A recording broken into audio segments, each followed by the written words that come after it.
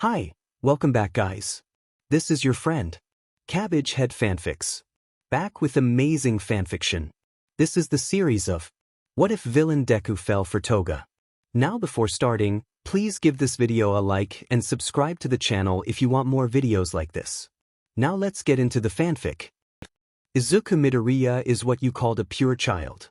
He is helpful, kind, thoughtful, selfless, and dreams of becoming a hero. While other kids his age dream of becoming heroes themselves, they only wanted it for the fame and money that came with it. Izuku, however, only wanted to become a hero to save people, just like All Might. He also loves to watch other heroes as well. In fact, he created detailed notebooks about their quirks with their strengths and weaknesses and how to improve their quirks. Though even with all these qualities, he knew that everyone was born equal, for you see, he's quirkless. It all started to the trip to the doctors. He was very excited to know if he had manifested a quirk. But when he got the results, the doctor told him to give up. The doctor didn't help sugarcoat it and explained how he couldn't manifest a quirk. The news was very devastating to the 4-year-old. When got home, he went to the computer to watch his favorite video clip. It was All Might's debut video where he saved 100 people with a smile on his face. Izuku always wanted to be just like him. He always wanted to save people with a smile. To him, All Might was the perfect hero that he wanted to be. "Mom, I want to be just like him," said Izuku as he continued to watch the video. "It's possible, right?"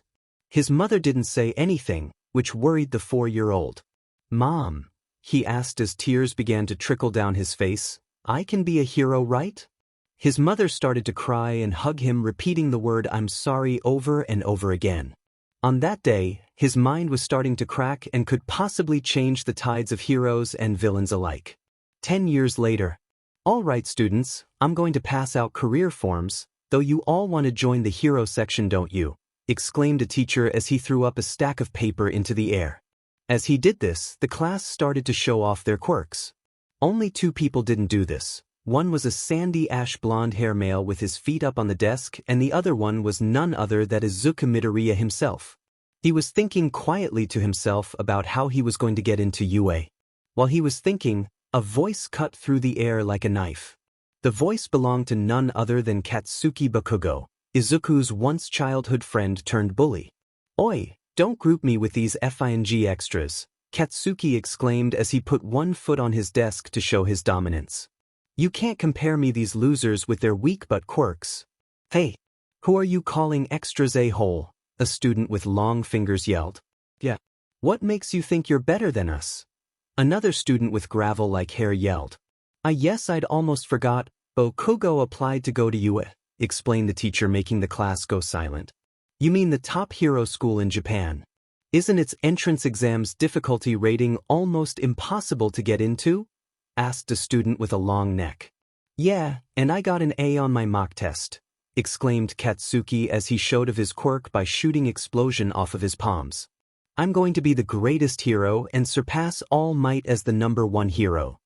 As everyone was cheering him on, only one person didn't.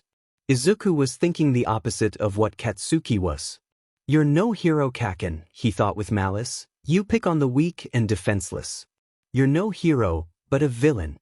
"Now that I mention it, Midoriya also wants to go to AU as well?" asked the teacher, causing everyone to freeze and look at Izuku. They then began to laugh at him and mock him. He hated how everyone laughed at him, treating him as an outcast. He loathed it with passion. The bell rung, signaling that class was over. As everyone was leaving to go home, the only person in the room was Izuku. He was taking his time to pack up and leave peacefully, but life had other plans. Katsuki walked into the room with his goons. He walked over to him and snatched his Hero Analyze notebook. Izuku yelped as Katsuki held the notebook in his hand. "What's this sheet?" he yelled as he read through the contents. "Hero analysis for the future. You think you're better than me, Deku." "No, I don't think you're better than me, Kaken," Izuku pleaded as he tried to get the notebook back. I just think with that I could try, but please give me that back." As Izuku was about to grab it, Katsuki slapped his hands together. A small explosion burnt and scorched the outer pages of the notebook. He then proceeded to throw it out the window. Izuku yelped as he tried to catch it, but it was no use for it had already went outside and into a pond. He was about go when suddenly Katsuki's hand fell on his shoulder. Smoke was escaping between his fingers. He was burning him. Izuku tried to put on a brave face, but the pain was making it hard to do. "I'll give you some advice to get a quirk," Katsuki said as he smiled sinisterly at him. "Take a swan dive off the roof and hope you'll get reborn with a quirk in next life." He then left laughing with his two goons, leaving Izuku to ponder what is a real hero. Scene change, tunnel. Izuku was heading back home through a new route to avoid his childhood bully. As he was walking, he heard a dripping noise coming from behind. As he was about to turn around, his feet was engulfed in a greenish liquid. "Perfect, a human meat shield," said the liquid. Now Izuku began to panic because he knew that this was a villain. He began to struggle, but it was no use for he wasn't strong enough. As he was almost engulfed, he was also starting to lose consciousness. "It'll all be over soon," cackled the slime villain. Right before he slipped into dreamland, he heard someone shout, "Texas Smash." Izuku's POV. "I felt I was adrift, floating even. I felt like someone pulled the stopper on my reality and I'm SE down the drain into something new. It was somehow really exciting to me. Then I hear a voice call out to me. Excuse me, young Elodie. When I opened my eyes, I couldn't believe it. It was him. My hero, my idol. It was All Might. I hope you are all right, young lad, he said with his confident smile plastered on his face. I was tracking down this villain when I lost him in these tunnels. He proceeded to show me the trapped villain in a bottle. I was speechless. I couldn't think of anything to say to him. Luckily for me, he said something first. I found this notebook. Is it yours? He asked me. I could only nod dumbly at to what he said to me. He then pulled out a pencil and opened it to a random page. He shocked me by writing his signature in it. He then handed me back my notebook. This is my apology to you for not coming here on time, he said to me. Now I must be off. Goodbye, young lad. He was about to leave when I got my mind together. I could ask him, my idol, if a quirkless person like me could become a hero. Without thinking, I grabbed onto his leg to get his attention, but instead he didn't notice me. What am I doing? This is crazy? Is he even going to notice me? Hui, what are you doing down there? He said as he looked down at me holding his leg. He finally noticed now? Could we please land somewhere? I asked him. I need to ask you something. All right, hang on, he said as he landed near a roof of a building. Oh my God. This cannot be happening right now. All right, young lad, what was so important that you decided to do that little stunt? He asked as I let go and walked to face him. I needed to know if I too could become a hero. Is it possible to become a hero even without a quirk? I asked him. Wait your cue. Just as he was about to ask me, a cloud of smoke covered the whole area. I coughed as smoke went into my lungs. What the hell was that? When the smoke cleared, I soon regained my vision. What I was shocked me and filled me with disbelief. In front of me was not All Might, but instead a very unhealthy skinny-looking man with blood dripping from his mouth. What happened to All Might? What? Where did All Might go? I asked the skinny man. I'm All Might, he said as he wiped the blood from his mouth. I had an accident with a villain a while back. He lifts up his shirt to show me a scar so terrible it is hard to describe. The villain got me good, but I survived at a terrible cost though, he said calmly. As for your question, he paused trying to find the right words. I thought that he was going to say yes. What he said next destroyed my world. No, I don't think you can become a hero, he said to me. It's nice to dream, but you need to dream realistically, kid. You were supposed to say, yes you can become a hero. Not crush my dreams like everyone else. Not look down at me like everyone else. Not laugh at me like everyone else. Hypocrite, I shouted at him. By his startled look, I guess he didn't expect to hear that. I'm sore. I cut him off before he could say any more lies to me. You're just like everyone else. Everyone looks down at me telling me I should just give up hope. I thought you were different, but now I know. You're like every other superhero. I yelled at him, pouring in my pain and misery into my little rant. After I was finished, I ran. I ran as fast as I could to get away from that hypocrite, and judging from his face, he didn't plan on stopping me. I ran while thinking one thing in mind. What did I do? I deserve this torment. Izuku's POV. I still kept running until I reached my apartment building. I ran to the door, opening it and slamming the door shut. The sound alerted my mother, as she was in the kitchen having a mini heart attack. When she got over it, she looked at me with concern. "Izuku, honey," she asked worriedly. "Is something the matter?" I hated how she was able to read me. How she know what's so wrong with me?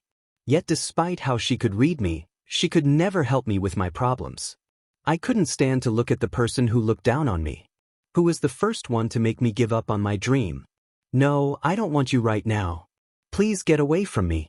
"Honey, it's okay, you can tell me," she said as she came towards me with a small cutting knife in her hand. She must have forgot to put it on the counter. "You can tell me anything, sweetheart.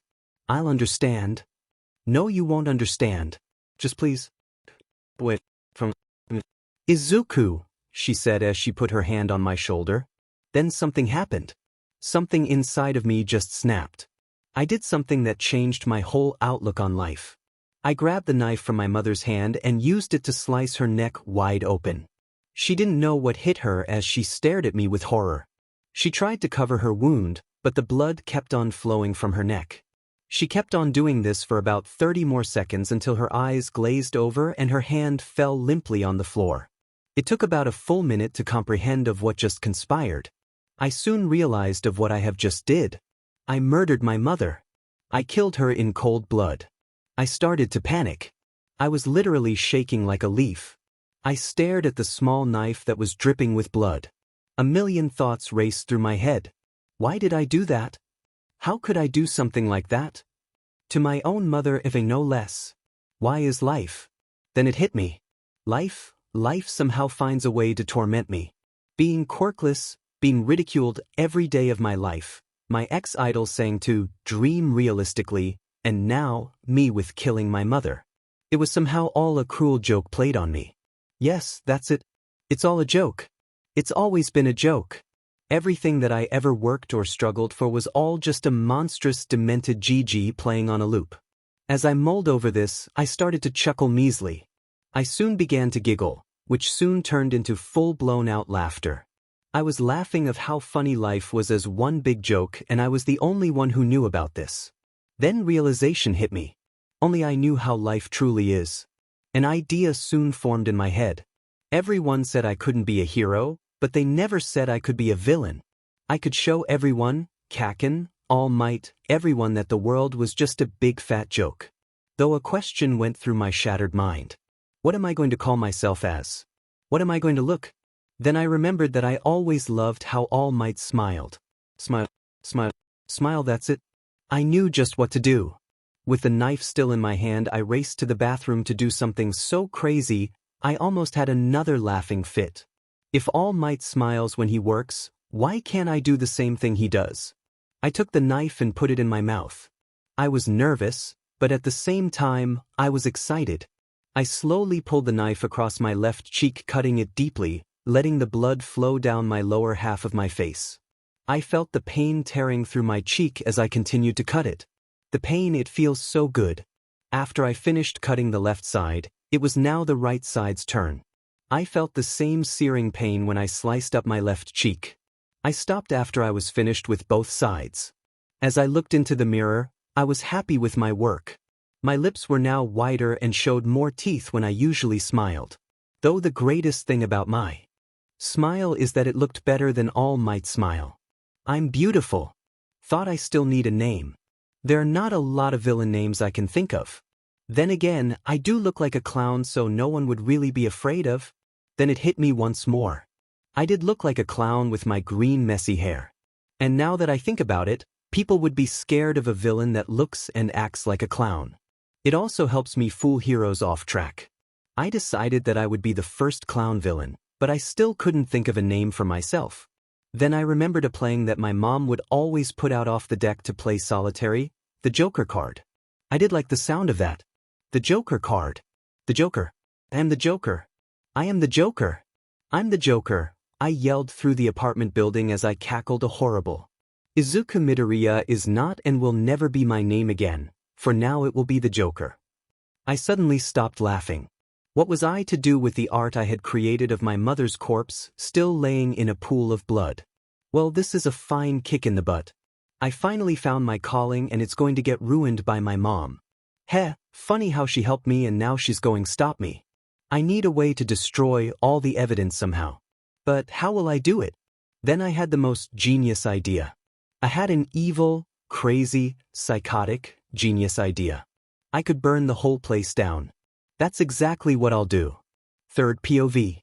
Izuku went into the kitchen and turned on the gas.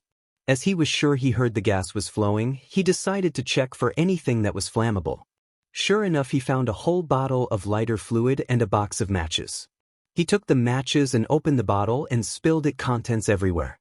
As he was doing this, he sung a little tune he heard a while back. You know this great world is a good world after all. And right away watch Lady Luck pay you a call. Things are never black as they are painted. Time for you and Joy to get acquainted. So make life worthwhile. Come on and smile, darn ya, smile. He finished his merry song and finished dousing the lighter fluid every place possible. And now, for the grand finale, Izuku said dramatically as he lit a match and threw it on the puddle of lighter fluid. He smiled as the flames grew and covered everything in fire. He decided to leave through his bedroom's window. He leaped out of the window and landed on the ground safe and sound. Nailed that landing, he said as he strolled away from the apartment complex. No sooner than he did, the apartment blew up with fires seeping through the roof. As he watched this, he started to laugh again. It's so pretty, Izuku giggled out. Look out, heroes, cause there's a new villain in town and his name is the Joker. He that proceeded to laugh his was out of the scene. A fire happened at an apartment complex last night. It was believed to be a cooking accident, but that's not the case. Though there is very little evidence at the crime, there was however one thing. Neighbors heard what appeared to be laughter after the complex burst into flames. There will be more as it happens after this commercial break. Third POV. An entire school full of students dead with smiles etched into their faces. The evidence at the scene was a canister with a playing card attached to it. It all points to one villain in particular, the Joker. 3 weeks ago, a man who worked at Best Jeanist Company was found dead in one of the company's offices with a haunting grin and a playing card in his shirt pocket. It didn't stop there, more and more people were dying and they didn't have anything to do with heroes. The Joker has killed more than 1,000 people with his deadly Joker venom. The real question remains, who is the Joker? A sound of a remote turning off the television was heard through a dimly lit bar. The man who had turned the TV off was holding the remote with his pinky finger up. He had light pale blue hair and wore all black with hands covering his arms and one on his face. His name was Tamura Shigaraki and was the acting leader of the League of Villains. I'm really starting to love this guy's work, he said as he scratched himself, causing flakes of skin to fall off. What do you think the Joker looks like, Kurogyri? The man in question was behind the bar polishing some glass. He wore a white dress shirt with black pants and a black tuxedo vest. Though the strange thing was that he wore a metal plates around his collarbone. His personal appearance was almost a shadow-like entity with what appeared to be yellow eyes. Hard to say, Tamura, replied Kurogyri. Though in my perspective, he should have an abnormally wide smile, wears a cheap suit, and has some quirk to help him with his gas he makes. Oh, I would just love to work with him, laughed out Tamura as he let his mind wander. Just imagine of the damage and mayhem we could cause together. We could bring All Might and the whole Diamond City to hell. While it would be nice, we have other matters to attend to, said Kurogyri as Tamura groaned in disappointment. Ugh, why do we have to meet this FNG guy again, whined Tamura. We need to create an alliance between the League of Villains and Stain, the hero killer, reasoned Kurogyri. Fine, but this better work, threatened Tamura. As Kurogyri was about to say something else, the door to the bar opened. A man walked in wearing a long tattered red scarf and wearing holders with knives in them. This man was Stain, the hero killer. Though he wasn't alone, 2 more came in right behind him. One was a male black hair and looked like his upper part of his face was stapled as well as his hands. He wore a long black jacket with a white t-shirt and black pants. The other one was a female with blonde hair that is put into messy twin buns. She wore a cardigan sweater-like jacket and a sailor-like uniform. They had different expressions on their faces. The boy's face was the expression of boredom, while the girl's expression was excited with a small blush on her cheeks. "Who the hell are these 2 and why the F are they here?" exclaimed Tomura becoming said. "They're mine," said Stain. "The girl's name is Toga Himiko." "Hello, handy man," giggled out Toga. "And the boy's name is Dabi," said Stain as he ignored her. "What's his real name?" asked Tomura. "I'll tell you when I feel like it," spoke Dabi. "I want you to tell me now," growled Tomura. "You'll have to earn my trust first," replied Dabi. "All right, let's not forget why we're here," said Kurogiri as he didn't want a fight to break out. "I think we should all calm down and try to find a way to work together." "No, I didn't agree to this," Tomura yelled. "I only agreed to see the hero killer only, not with these little spoiled brats." Toga and Dabi took great offense to that remark. Tensions were growing more than Kurogiri could handle. Just then, someone began to laugh. It started out small, then it got louder and louder. The mysterious voice cackled through the air. "Okay, stop me if you ever heard this one before," the voice continues. "There was a hero, a villain, and a civilian who walked into a bar. The hero says, 'We need to contain you monsters from wreaking havoc,' while the villain says, 'We need to defeat you and show you humility.' While they argue, the civilian thinks to himself and finally says, 'I've got the solution.' The hero and villain both turn and stare at the civilian. The civilian then pulls out a gun and shoots both the hero and the villain. And the joke of it all is, nobody cares." "Who the hell are you?" yelled Tomura, who was a bit afraid of the voice. "Well, if you were to ask more politely, I might be able to tell you who I am," said the stranger with a bit of mirth in his voice. "Can you tell us who you are, please?" asked Toga cutely. Pretty please with an eyeball on top. "Well, since you asked so nicely, mademoiselle," the stranger said as he stepped into the light.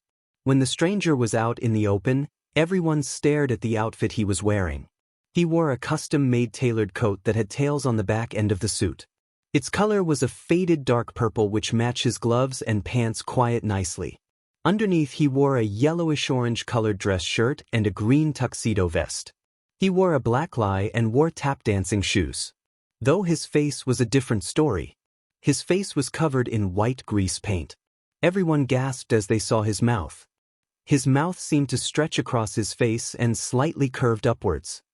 He grinned seemed to get a little wider when he spoke up again.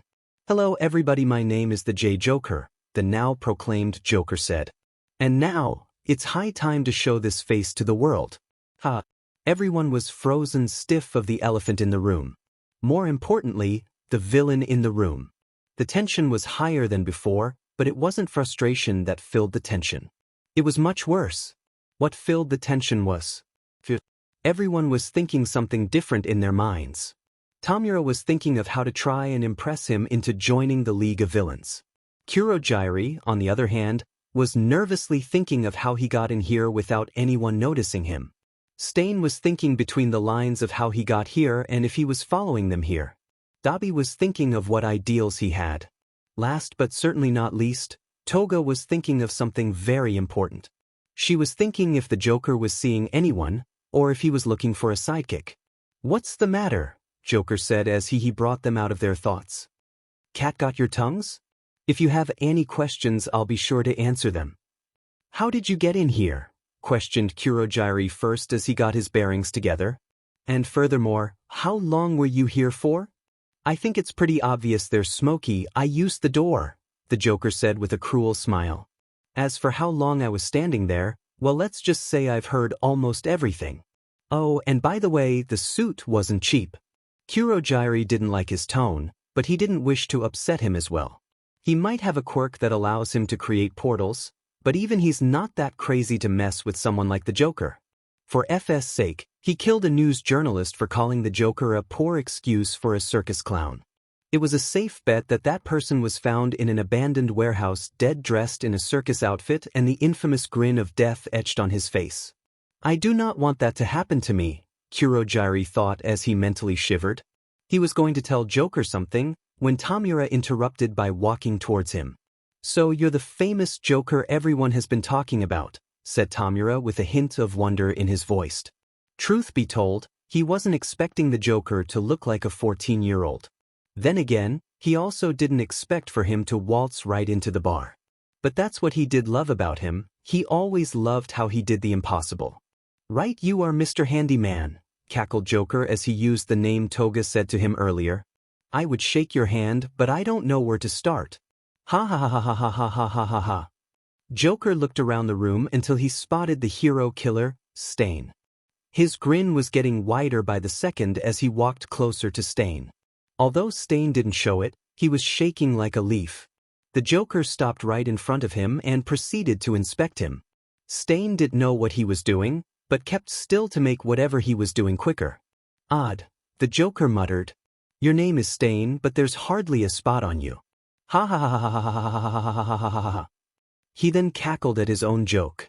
Everyone was staring at him wearily, wondering why was he making jokes at a time like this? Why are you making some lame jokes? Asked Dobby, who had enough of his petty excuse of comedy. Everyone stared at him with shock and horror written on their faces. The Joker slowly turned towards Dobby, who was now sweating bullets. He was just regretting the comment he said out loud. Well, if you must know, stated Joker, who started walking towards Dobby. I'm just trying to ease the tension in the room. I didn't know that it made you uncomfortable. To show you that I'm sincerely sorry of what I did, I offer you a handshake. So put her there, pal. Joker put his hand out as a friendly gesture for Dobby. Dobby was surprised as everyone else was. He was sure Joker was going to kill him, not give him a handshake. So Dobby took a chance and decided to shake his hand. What happened next shocked everyone, including Dobby. Screamed Dobby as he felt volts of electricity running through his hand. When the Joker let go of his hand, he couldn't feel anything with it for about a minute. Well, that was shocking, said the Joker as he reviled his hand to show a joy buzzer on his middle finger. You fell for that like a world-class sucker. Did you really think that I would let you get away with that remark? Nobody, and I mean nobody, messes with me. He got too close in Dobby's face and stared down into his soul with his dead, crazied green eyes. He was still smiling, but his eyes told a different story. His eyes held anger and promises of death, a painful death. Got it? Joker asked, leaving no room to argue. Got it, stuttered Dobby, feeling he saw the devil himself. Good, Joker said as he backed off of Dobby, who was rethinking of talking out. As Joker surveyed around the room, his eyes landed on something that made his heart flutter. He saw Toga staring at him, with wide calculating eyes and a large blush covering her face. He knew what that look she was giving him, 'cause he too did use that look when he used to look up to heroes. It was the look of admiration. To say he was shocked would be an understatement. He never got that look from anyone in, well, forever. Everyone he met usually stared at him with pity or cruelness in their eyes because of his status. And when he became the Joker, the hired help would just stare at him with fear. But for this girl he had just met in under a minute, looked at him with so much love and desire, it drove his heart rate over the edge. He never did understand the meaning love at first sight, until now. He started to walk towards her, never taking his eyes off her. Meanwhile, Toga was having a midlife crisis.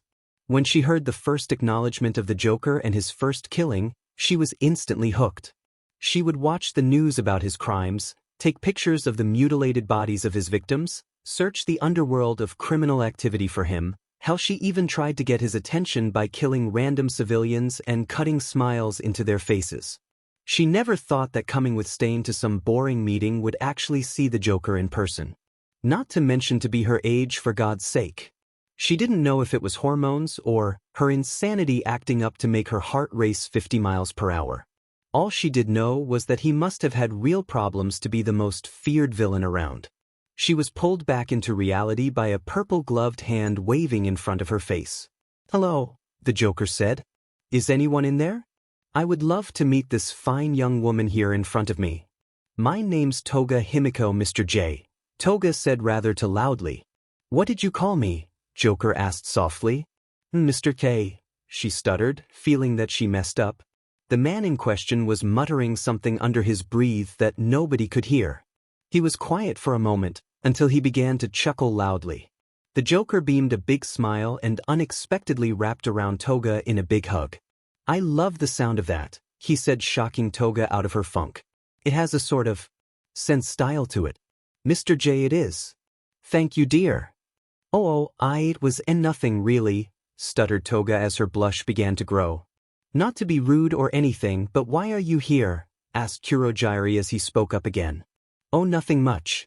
A little song, a little dance, maybe All Might's head on a lance, said Joker as he let go and put one arm around Toga, who was now blushing like a neon sign. What do you really mean? Asked an annoyed Kurogiri. Exactly what I said before. The Joker smiled sinisterly. I want All Might's head on a lance. Exactly what I said before. The Joker smiled sinisterly. I want All Might's head on a lance. To say everyone was shocked would be an understatement. Everyone was thinking why the Joker of all people would want to kill All Might. What did he have against him? So, does that mean you'll join us? Asked Tamura in an excited tone in his voice. He loved his work, and with him in their ranks, every other villain will quickly join in.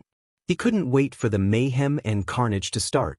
I will join, but, Joker exclaimed, Tamura shake with anticipation. I'll need to cover some ground rules though. What are your demands? Said Kurogiri as he cut off Tamura from making any rash decisions. First off, I would like to work on my own terms, the Joker listed. I'm an artist and I should be able to express myself. Not be contained. That first one will be tricky to do, but with a little time it can easily be done, Kurogiri said. Time is nothing to me, but a fancy word, said Joker. My request second thing is to meet whoever the big cheese around here is. I certainly know it's not either of you, so don't try and fool me. I'm crazy, not stupid. That one might be complicated to do, stated Kurogiri as he was about to explain, but Tamura cut him off. Sensei would actually like to meet with you in person, said Tamura, slightly shocking Kurogiri. When did he say this? Questioned Kurogiri. I had no memory of this conversation. Didn't I tell you he was coming in to check on how things were? Stated Tamura. Wait a minute, I remember now. I forgot to tell you because you went out early for shopping for food and supplies for the bar that day. We'll talk about this later, Kurogiri said quietly towards him.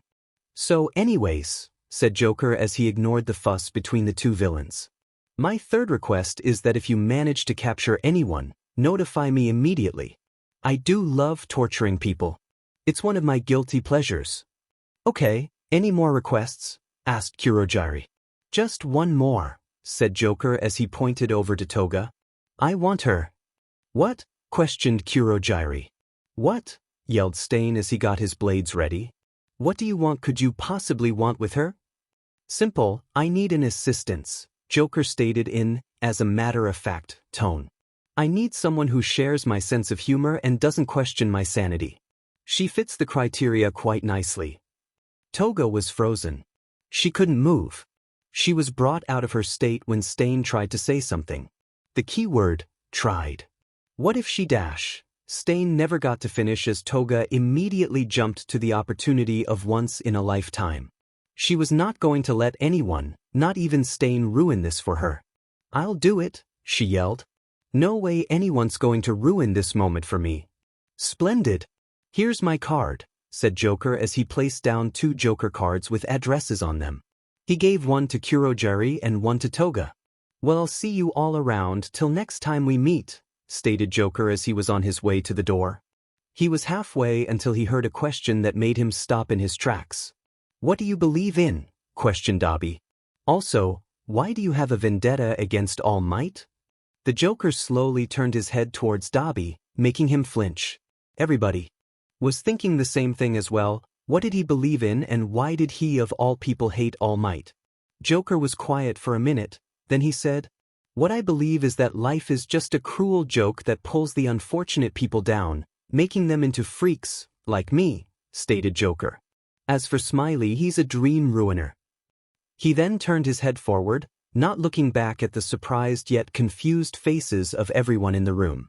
He waltzed right on out singing his favorite tune. Smile, darn ya smile. You know this great world is a good world after all. Smile, darn ya smile. And right away watch Lady Luck pay you a call. Things are never black as they are painted. Time for you and joy to get acquainted. So make life worthwhile. Come on and smile, darn ya smile. While he left, everyone had to wonder, how did he meet All Might? Though they knew that the tides have turned in their favor. They knew that everyone was going to fear them. Exactly what I said before, the Joker smiled sinisterly. I want All Might's head on a lance. To say everyone was shocked would be an understatement. Everyone was thinking why the Joker of all people would want to kill All Might. What did he have against him? So, does that mean you'll join us? Asked Tamura in an excited tone in his voice. He loved his work, and with him in their ranks, every other villain will quickly join in. He couldn't wait for the mayhem and carnage to start. I will join, but, Joker exclaimed, Tamura shake with anticipation. I'll need to cover some ground rules though. What are your demands? Said Kurogyari as he cut off Tamura from making any rash decisions. First off, I would like to work on my own terms, the Joker listed. I'm an artist and I should be able to express myself. Not be contained. That first one will be tricky to do, but with a little time it can easily be done, Kurogyari said. Time is nothing to me, but a fancy word, said Joker. My request second thing is to meet whoever the big cheese around here is. I certainly know it's not either of you, so don't try and fool me. I'm crazy, not stupid. That one might be complicated to do, stated Kurogyari as he was about to explain, but Tamura cut him off. Sensei would actually like to meet with you in person, said Tamura, slightly shocking Kurogyari. When did he say this? Questioned Kurogyari. I had no memory of this conversation. Didn't I tell you he was coming in to check on how things were? Stated Tamura. Wait a minute, I remember now. I forgot to tell you because you went out early for shopping for food and supplies for the bar that day. We'll talk about this later, Kurogyari said quietly towards him. So anyways, said Joker as he ignored the fuss between the two villains. My third request is that if you manage to capture anyone, notify me immediately. I do love torturing people. It's one of my guilty pleasures. Okay, any more requests? Asked Kurogyari. Just one more, said Joker as he pointed over to Toga. I want her. What? Questioned Kurogyari. What? Yelled Stain as he got his blades ready. What do you want? Could you possibly want with her? Simple, I need an assistance, Joker stated in, as a matter-of-fact, tone. I need someone who shares my sense of humor and doesn't question my sanity. She fits the criteria quite nicely. Toga was frozen. She couldn't move. She was brought out of her state when Stain tried to say something. The key word, tried. What if she dash? Stain never got to finish as Toga immediately jumped to the opportunity of once in a lifetime. She was not going to let anyone, not even Stain, ruin this for her. I'll do it, she yelled. No way anyone's going to ruin this moment for me. Splendid. Here's my card, said Joker as he placed down 2 Joker cards with addresses on them. He gave one to Kurogyari and one to Toga. Well, I'll see you all around till next time we meet, stated Joker as he was on his way to the door. He was halfway until he heard a question that made him stop in his tracks. What do you believe in? Questioned Dabi. Also, why do you have a vendetta against All Might? The Joker slowly turned his head towards Dabi, making him flinch. Everybody was thinking the same thing as well. What did he believe in and why did he of all people hate All Might? Joker was quiet for a minute, then he said, What I believe is that life is just a cruel joke that pulls the unfortunate people down, making them into freaks, like me, stated Joker. As for Smiley, he's a dream ruiner. He then turned his head forward, not looking back at the surprised yet confused faces of everyone in the room. He waltzed right on out singing his favorite tune. Smile, darn ya smile. You know this great world is a good world after all. Smile, darn ya smile. And right away watch Lady Luck pay you a call. Things are never black as they are painted. Time for you and joy to get acquainted. So make life worthwhile. Come on and smile, darn ya smile. While he left, everyone had to wonder, how did he meet All Might? Though they knew that the tides have turned in their favor. They knew that everyone was going to fear them. Katsuki POV. It's been months since the Midoriyas were mysteriously murdered. A month since Auntie Inko was murdered. A month when Izuku went missing. I still remembered how my mother cried when she heard the news. I can still remember the heart-wrenching scene like it was only last night. Flashback. I was walking home from school. I still didn't know why Deku still held on to that dream of his. I'm the only one that would come out of that shitty school and become the top hero, surpassing All Might. Yet despite having no quirk, he still wanted to try and compete against me. Deku's nothing but a pebble in my path. He's nothing but a useless, good-for-nothing Deku. Why should I care for him? Why do I bully him? To what other people think about me, they think I'm an egotistical a-hole who doesn't care for Deku. In truth, I'm an egotistical a-hole that is jealous of Izuku. Even without a quirk, he still had the potential of becoming a hero. He was always selfless towards others. To this day I still don't know the exact reason why I bully him. Why do I still bully him? Am I still jealous? As these questions plagued my mind, I didn't see where I was going until I bumped into something. Annoyed, I was going to blast the object out of the way until I saw what it was. It was a police car parked in our driveway. I only had one thought. Why is there a police car here? Something in my gut was telling me. Something was wrong. But what was it? Pushing the fear and anxiety down, I went to the front door until I heard crying. I was wondering who was crying in the house. As I opened the door, the scene that unfolded in front of my eyes shocked me. There was a man dressed in a trench coat with a fedora looking sad towards my parents. My mother was sobbing uncontrollably in my father's arms. The feeling in my gut got worse. What the effing hell was going on? What the effing hell is going on? I questioned out my thought. The man and my parents both turned to look at me. They were silent, which made me worry. What felt like an eternity, the man finally addressed me. Katsuki Bakugo, I presume, he said. Yeah, what of it? I asked harshly. He seemed important, but I did care at the moment. All I did care was what he was doing here. I'm Detective No Mesa Tsukachi from the police force, he said to me. I was wondering if you know Izuku Midoriya. What? Did I hear that correctly? He wants to talk about Deku? What happened to him? What happened to him? I asked the detective. The feeling in my gut got 10 times worse than it did before. We don't know where he is, he said, but I knew there was something more to be said. We got word of an apartment building that caught on fire. When we looked over the crime scene, we saw a burnt notebook with the name Izuku Midoriya written inside. When we read further into it, we saw your name in it. I froze. My blood ran cold and my heart dropped. Did he say what I think he said? It can't be. How did this happen? I stuttered but couldn't finish my sentence. Lucky for me, my mother decided to talk. And no, his BB body was not there. My mother choked out of her sobbing.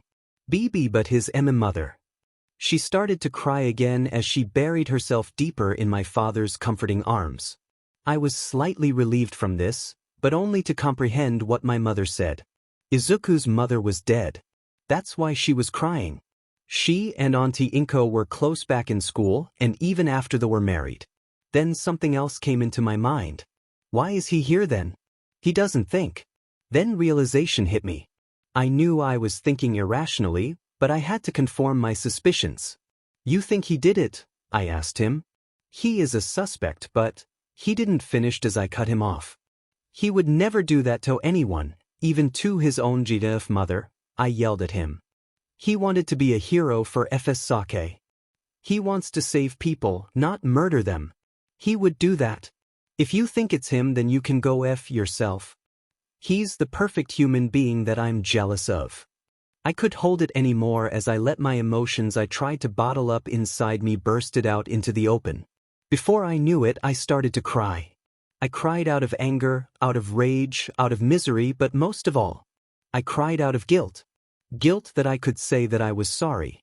Sorry that I made his life a living hell. I'm sorry, Izuku. I'm so sorry. I then felt 2 arms wrapped around me. I knew it was my mother hugging me from behind. She held on to me as I didn't resist it like I usually would. We just let our emotions out in forms of tears. Flashback. I'm now attending UA. Izuku always dreamed of coming here. I wish he was here instead of the idiots that are in my class. I have some pretty weird classmates that I regret and wish to never meet. Yuga Aoyama. An idiot-looking person with an even lame-butt quirk. Mina Ishido. She thinks that she's a friend of mine. Denki Kaminari. He also thinks he's one of my friends. Ijiro Kirishima. Someone that I can somewhat tolerate. Tsuyu Azui. A frog-like girl who speaks her mind freely. Ida Tenya. A control freak with a stick up his butt. Shoto Todoroki. The half-and-half BSU. I dubbed him Momo Yayorozu. Like control freak, but calmer. Mineta Minoru. A tiny perverted idiot with another lame-butt quirk. And other people I never really cared to get acquainted with. But there was one person that stood out, like a sore thumb. She was the only one that made me uncomfortable. She was the only one that could remind me of Izuku. Achiko Uraraka. Has the same qualities and personality as him that it was creepy as hell. Whenever she tries to talk to me, I would be haunted by images of a younger version of Midoriya. I couldn't even speak to her without the pressing weight of guilt and sadness pressing atop of me. Someday I'll find him and tell him I'm sorry. That I'm sorry for everything I've done to him. And maybe, just maybe, tell him that he too can become a hero. I'll find you Izuku. That's a promise.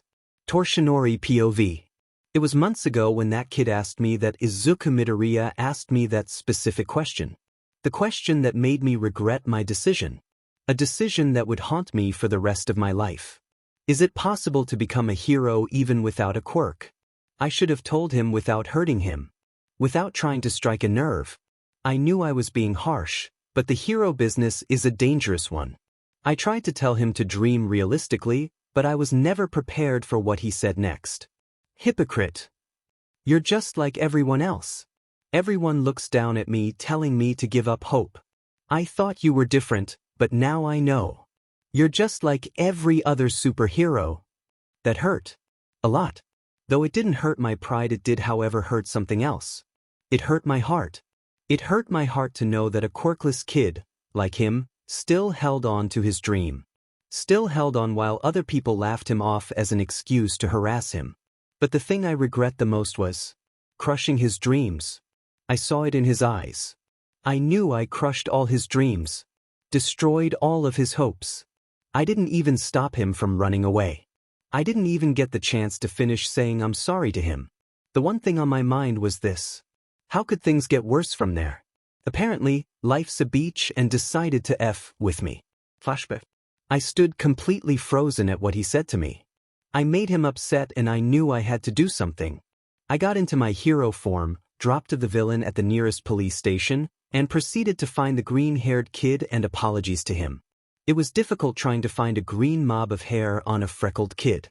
I would have kept searching for him all afternoon, but with my condition I could only do so little. I went out of my hero form and walked home at a slow pace until an idea went into my head. What if No Mesa helped me look for the kid? No Mesa Tsukachi was a detective in the police force. Surely he could help me find the kid again. I walked a faster pace to quickly get home and call him straight away. As soon as I got closer to the house I was living at, I noticed a car parked near the mailbox. I didn't own a car, but I knew whose car it was. It was Noamis's car. Something was wrong and I could feel it. He never comes to my place unless it's important or life-threatening. I slowed my pace and tried to calm my heart rate down. I opened the door to see No Mesa sitting on my sofa reading something I couldn't see. When I got into his view of sight, he put the object down and stared at me. Torshinori, he said seriously. We need to talk. About what? I asked him. About this, he said. He then threw the unidentified object. As I examined it closer, realization struck me like my Texas smash hits. It was a burnt notebook by the looks of it, but that didn't get me. What really got me was my signature written on a page. I knew who this belonged to. It belonged to the kid that I was searching for. This belongs to a kid named Izuku Midoriya, he said. This was all that we could salvage from the fire. What? Fire? What fire? What happened? I asked with concern. I don't know, he said. I got a call of an apartment building that caught on fire. When I got to look at the crime scene, I saw a burnt-looking notebook. When I inspected it further, I saw your signature in it. I is HHE. I couldn't finish the sentence as dread filled my soul. Luckily for me, no Mesa spoke up. No, thought his mother wasn't lucky, he said. Her body was unidentifiable, even her dental records didn't match because of the fire damage. Only the neighbors recognized who lived there. Right now I'm about to question a kid named Katsuki Bakugo, because his name was in the notebook, though before I go, I need to ask one question. Do you know what happened to him? I knew I couldn't lie to him because of 2 reasons. The first reason is that his quirk made it impossible to lie to him. That's one of the reasons why he's such a great detective. The second reason is that I trust him. He kept my injury a secret to the records so that no one will know about my condition. So, I told him the truth. I told him how I met him and how it ended. He was shocked to say the least. After 2 minutes of silence, he spoke up again. Don't be so hard on yourself, he finally said to me. You didn't know what was going to happen when you said that to him. Still, I interjected. I need to find him and say that I'm sorry. Will you help me? I waited for his answer. If I had to be honest, I didn't think he would help me. I'll help you, he finally said to me. Now if you excuse me, I have to meet this Katsuki person. Just remembered what I said. He walked himself out of my house, letting me think about my actions. Flashback. To this day we haven't had any luck. Even with this new villain calling himself the Joker. He has killed more people with this terrible gas that made you laugh yourself to death. I only hope that Izuku Midoriya is okay, wherever he is. I'm sorry, young lad. I'm sorry. Toga's POV. I can't believe this is happening to me right now. After 4 months since he came during the meeting, I'm finally going to meet him. I would have had done it the day after the meeting, but Stain, and surprisingly Dabi, went into this sorta panic and protection mode on me and kept track on where I am. I know why Stain is overprotective about me. I mean, Mr. J has killed almost more than 1,000 people now. I don't know about Dabi though. But I have the suspicion that it was the Joy Buzzer incident. Though I finally gave them the slip, which I mean by giving them a healthy amount of sleeping pills in their drinks to slip out. It's been too long since I've last seen Mr. J. Mr. J. I've started calling him that ever since he gave me his card. I still can see the look of pure happiness on his face when I said that. I still remember what he said to me. I love the sound of that. It has a sort of sense style to it. Mr. J it is. Thank you, dear. I also remember what he wanted from us. From me specifically. I want her. I need an assistance. I need someone who shares my sense of humor and doesn't question my sanity. She fits the criteria perfectly. He wanted me to become his assistant, his sidekick, his partner in crime. Whatever you call it, it doesn't matter to me in the slightest. I'll be with him, learn from him, be with him, rob stuff with him, be with him, and most of all, kill people with Mr. J. I'm almost there, Mr. J. I was currently walking down an abandoned road. I was following the directions to what I think it is hideout. The road I was on was leading me somewhere I didn't recognize. As I walked down more, I started to see something. It was a sign. It was old by the looks of it. The lights are either smashed or missing. The sign's paper was peeling off. Though, it got my attention when I read it. In blackish green scribbled spray paint it reads, Joe Carindi. So this is where he does all his planning. At the abandoned Carnival Mile. The Carnival Mile was abandoned for a really long time. It makes perfect sense why Mr. J wanted to work in an environment that fits his name. Wonder how he found this place? As I continued walking along the path, I spotted the entrance.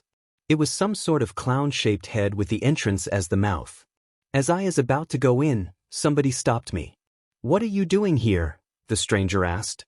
I was about to give him a piece of my mind when I took a closer look at what he was wearing. He wore a purple leather jacket and black pants and shoes. He also wore a white mask that had a smile painted on its face. Though what really got to me was what was on his jacket. On his jacket, he had little jester head that resembled a skull with an abnormally big smile on its face. Could it be? Does this mean what I think this means? Do you work for Mr. J? I asked. I asked Joe. Wait, the stranger said as he pulled out a little sketch pad. Blonde hair in messy buns. Large cardigan sweater. Smile with almost canine teeth. Calls the boss Mr. J. Well, it all spells out. You're Toga Himiko, all right. Boss been expecting you. Follow me. So he does work for Mr. J. I knew it. Did he say Mr. J was waiting for me? The man turned and walked into the entrance. I ran up to get caught up with him. As I came closer to him, I found myself lost in the carnival of delight. There were many more Joker goons, as I dubbed them, walking around with either a clown mask on or wearing clown makeup. Though what really caught my attention was what they were with. The Joker goons had people dressed in white loose clothing ranging from skinny to fat. I realized who and what these people were. They're the criminally insane people like the ones in horror movies. They were all either standing, running, or rolling round the carnival. Wonder why Mr. J needs so many psychos around? The boss would like to see you in the haunted house, said the Joker goon, snapping me out of my thought. The haunted house looked like ones you find in the beginning of Scooby-Doo. It was a shade of darkish purple with smiles and signs decorating to walls outside. As I went to the door, it had a welcome mat that said, "Not welcomed." I opened the door and stared out in the dimly lit room. When I looked down, I saw a neon green arrow pointing into a direction what I think it's towards the dining hall. As I followed the arrows to a closed door, I heard someone talking on the other side. "PPP please sir, don't kill me," said what I believed to be a Joker goon.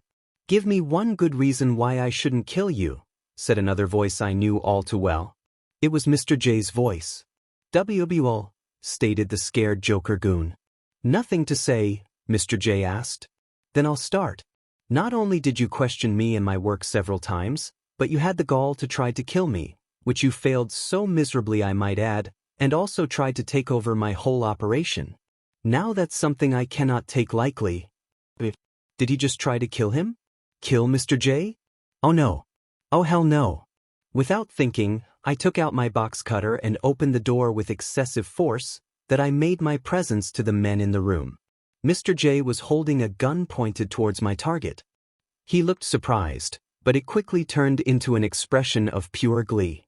The Joker goon, on the other hand, had an expression of pure terror on his greased paint face. I rammed my box cutter into his leg. He fell down, screaming in agony. I pulled it out of his leg and decided to cut him into pieces for what he tried to do. "Don't ever mess with my man," I yelled out, cutting the man in several places. I was still cutting him, tearing the piece of trash apart, until I heard clapping. I looked up and saw Mr. J clapping with both of his hands. "Well done," he said with a grin. "Well done, my dear. What a performance you did. I really loved how you slashed your way through to the skin. My favorite part was when you screamed at the top of your lungs saying, 'Don't mess with my man.' And if I'm honest, that turned me on a little." I said that? But wait, I did? Oh no, I did. Did he say he was turned on? "Though," he said, brining me out of the gutter, "you ruined your outfit." "Don't worry, thought. I got it plenty of spare clothing in the dressing room. Follow me."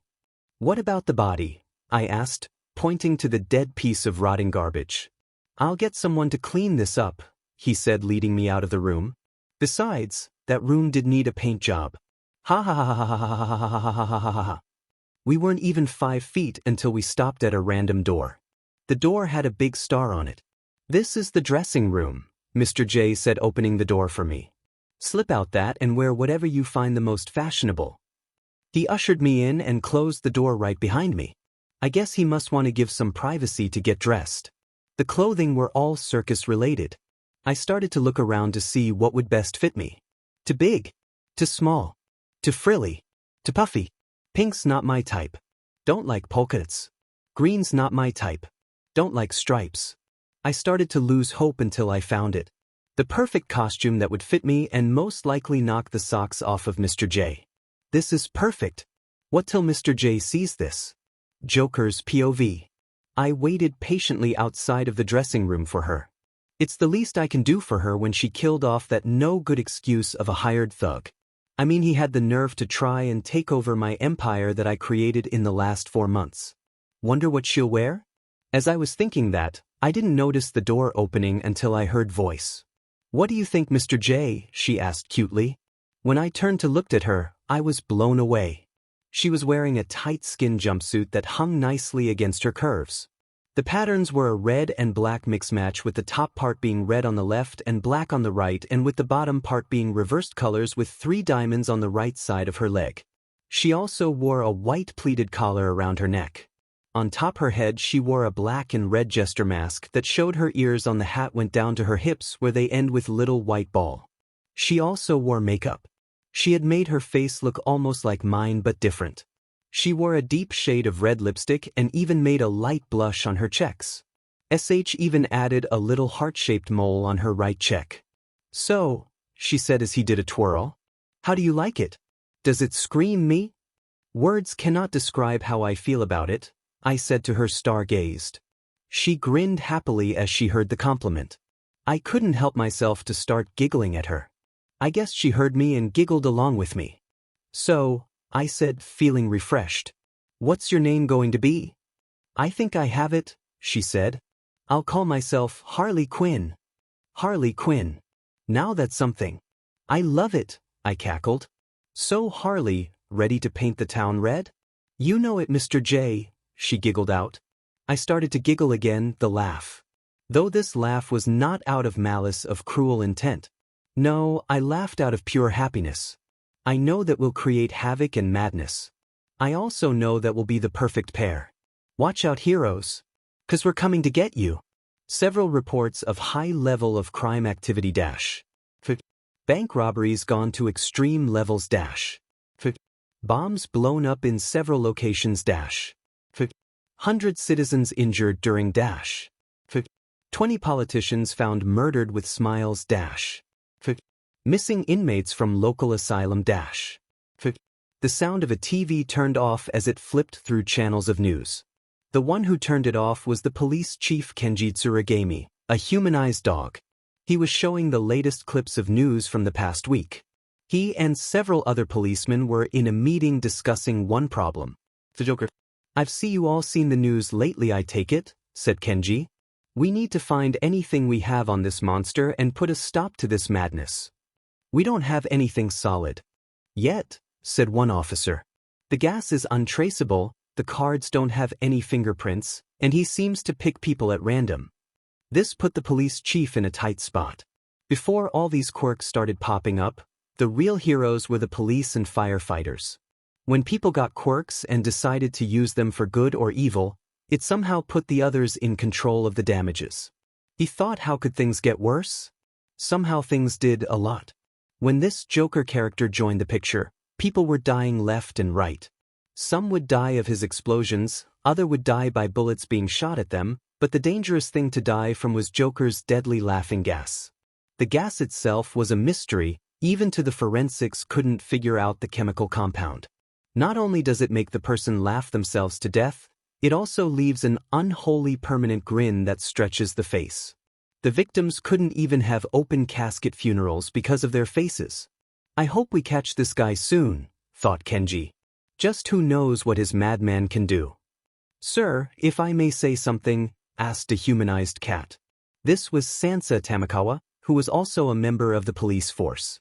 Go on, Kenji encouraged as he was anxious to hear what he had to say. I think he wants to show the world something, Sansa stated. That somehow we're not important, that our quirks mean nothing, that we're all one big joke. The chief was taken back by his statement, but he didn't argue with the statement either. The more he thought about it, heroes this day and age tend to see the bigger picture.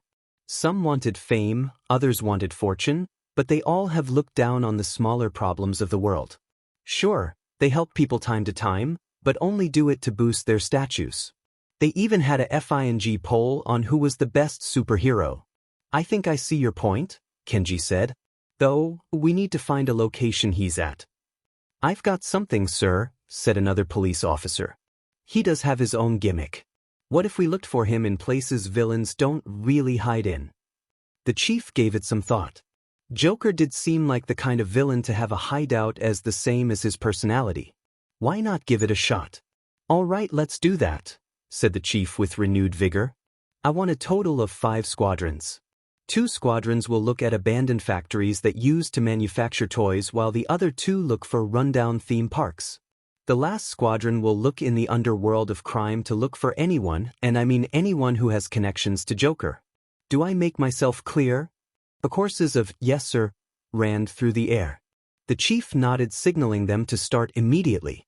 As everyone leaves the room, the only people there were the chief, Sansa, and Detective Tsukachi. Well, said No Mesa as he got up. I'll start looking into records of criminals who might have connections with the Joker. Not so fast, stated the chief. I'm afraid I have to sit you out on this one. What? Exclaimed No Mesa as he turned to his superior. I can't just sit this dash. You've been working too hard on this, interrupted Sansa as he put his pawish hand on Noames's shoulder. You've been working day in and day out on trying to find out where this Joker guy is. That was true to say the least. He was trying so hard to find the guy that he barely went to his apartment anymore. He even stopped sleeping and drank coffee more than a regular person should. We know you mean well, said Sansa. But we're worried that you might crash in the wrong place at the wrong time. Don't worry, said the chief. We'll keep you updated. For now, go home and try to get some sleep.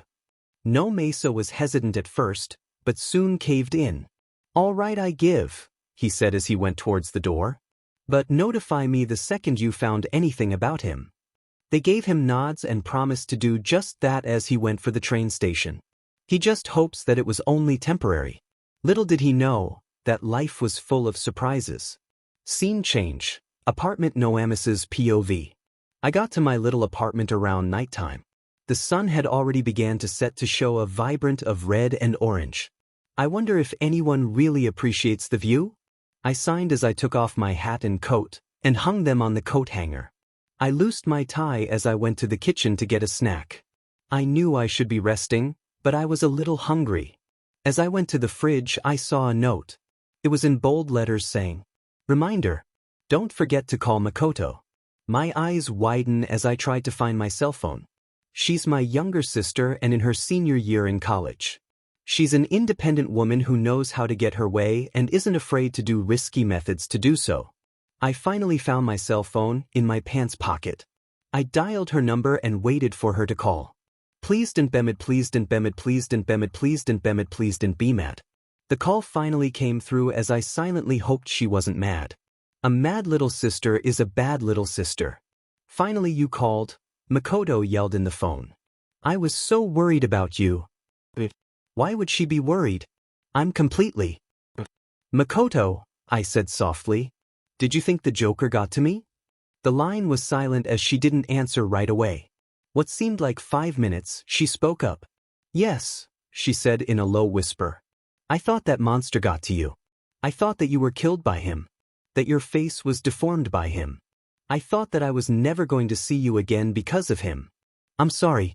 I'm so sorry. She then began to cry. I hated it when she cried. It always made me want to cry. I tried to comfort her, the key word tried. Makoto, listen to me, I said, grabbing her attention.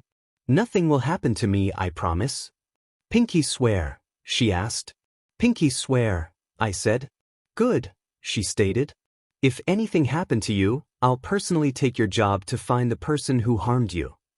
I knew she wasn't joking as she said it in a dead serious tone of voice. As I was going to tell her not to do that, I heard a knock at my door. Knock knock. Who could that be? Is it Sansa? Did he forget to tell me something? The knocking increased. It got to the point where Makoto could hear it. You gonna get that? She asked me. Yes, but I don't like look of it, I said to her as went to the door. It could be someone from work, she said as I reached for the door handle. But they should have called. I didn't finish my sentence when I heard something. Bang. It was a sound of a gun. A gun that shot me when I opened the door. I didn't see it coming. Fell to the ground with a hard thud. I groaned as the pain increased 10 times worse. I could faintly hear my sister's screams coming from the phone. I tried to reach it until a foot stepped on my hand. I tried to look up. What I saw chilled my very existence. I saw him. I saw the Joker looking down at me. He was wearing a dark purple trench coat with a matching hat to go with it. He reached for the phone with his purple gloved hand. He picked it up and put it to his ear. "I'm so sorry," he said sarcastically, "but I'm afraid he's a little disabled to come to the phone right now." The feeling in my legs were starting to go numb. I was losing blood fast. I started to feel cold, like I was in winter. I barely saw Joker's face, but I did see a glint in his eyes. I knew he was smiling cruelly at me. I was starting to lose conscience, but before I could black out, I needed to know one thing. "Why?" I managed to croak out. "Why are you doing this?" "To prove a point," he said as he took out a camera from his coat. "Here's to crime." I didn't know what happened next since everything faded. Shuta's POV. It's been 2 days since the attack on Detective Noazmasa, and things had gotten bad to worst. The media went ballistic on the police force, asking them questions they didn't have answers to. The police force made pro-heroes to sweep the city twice a day, till dusk to dawn. To me, it's rather painful to do. Not only did my friend Namuri, also known as Midnight, got me a job at UA that I didn't want. Not in the slightest, I might add. And now I have to double my efforts to keep the streets safe and find this Joker character. Though, this particular type of villain doesn't seem to have a method.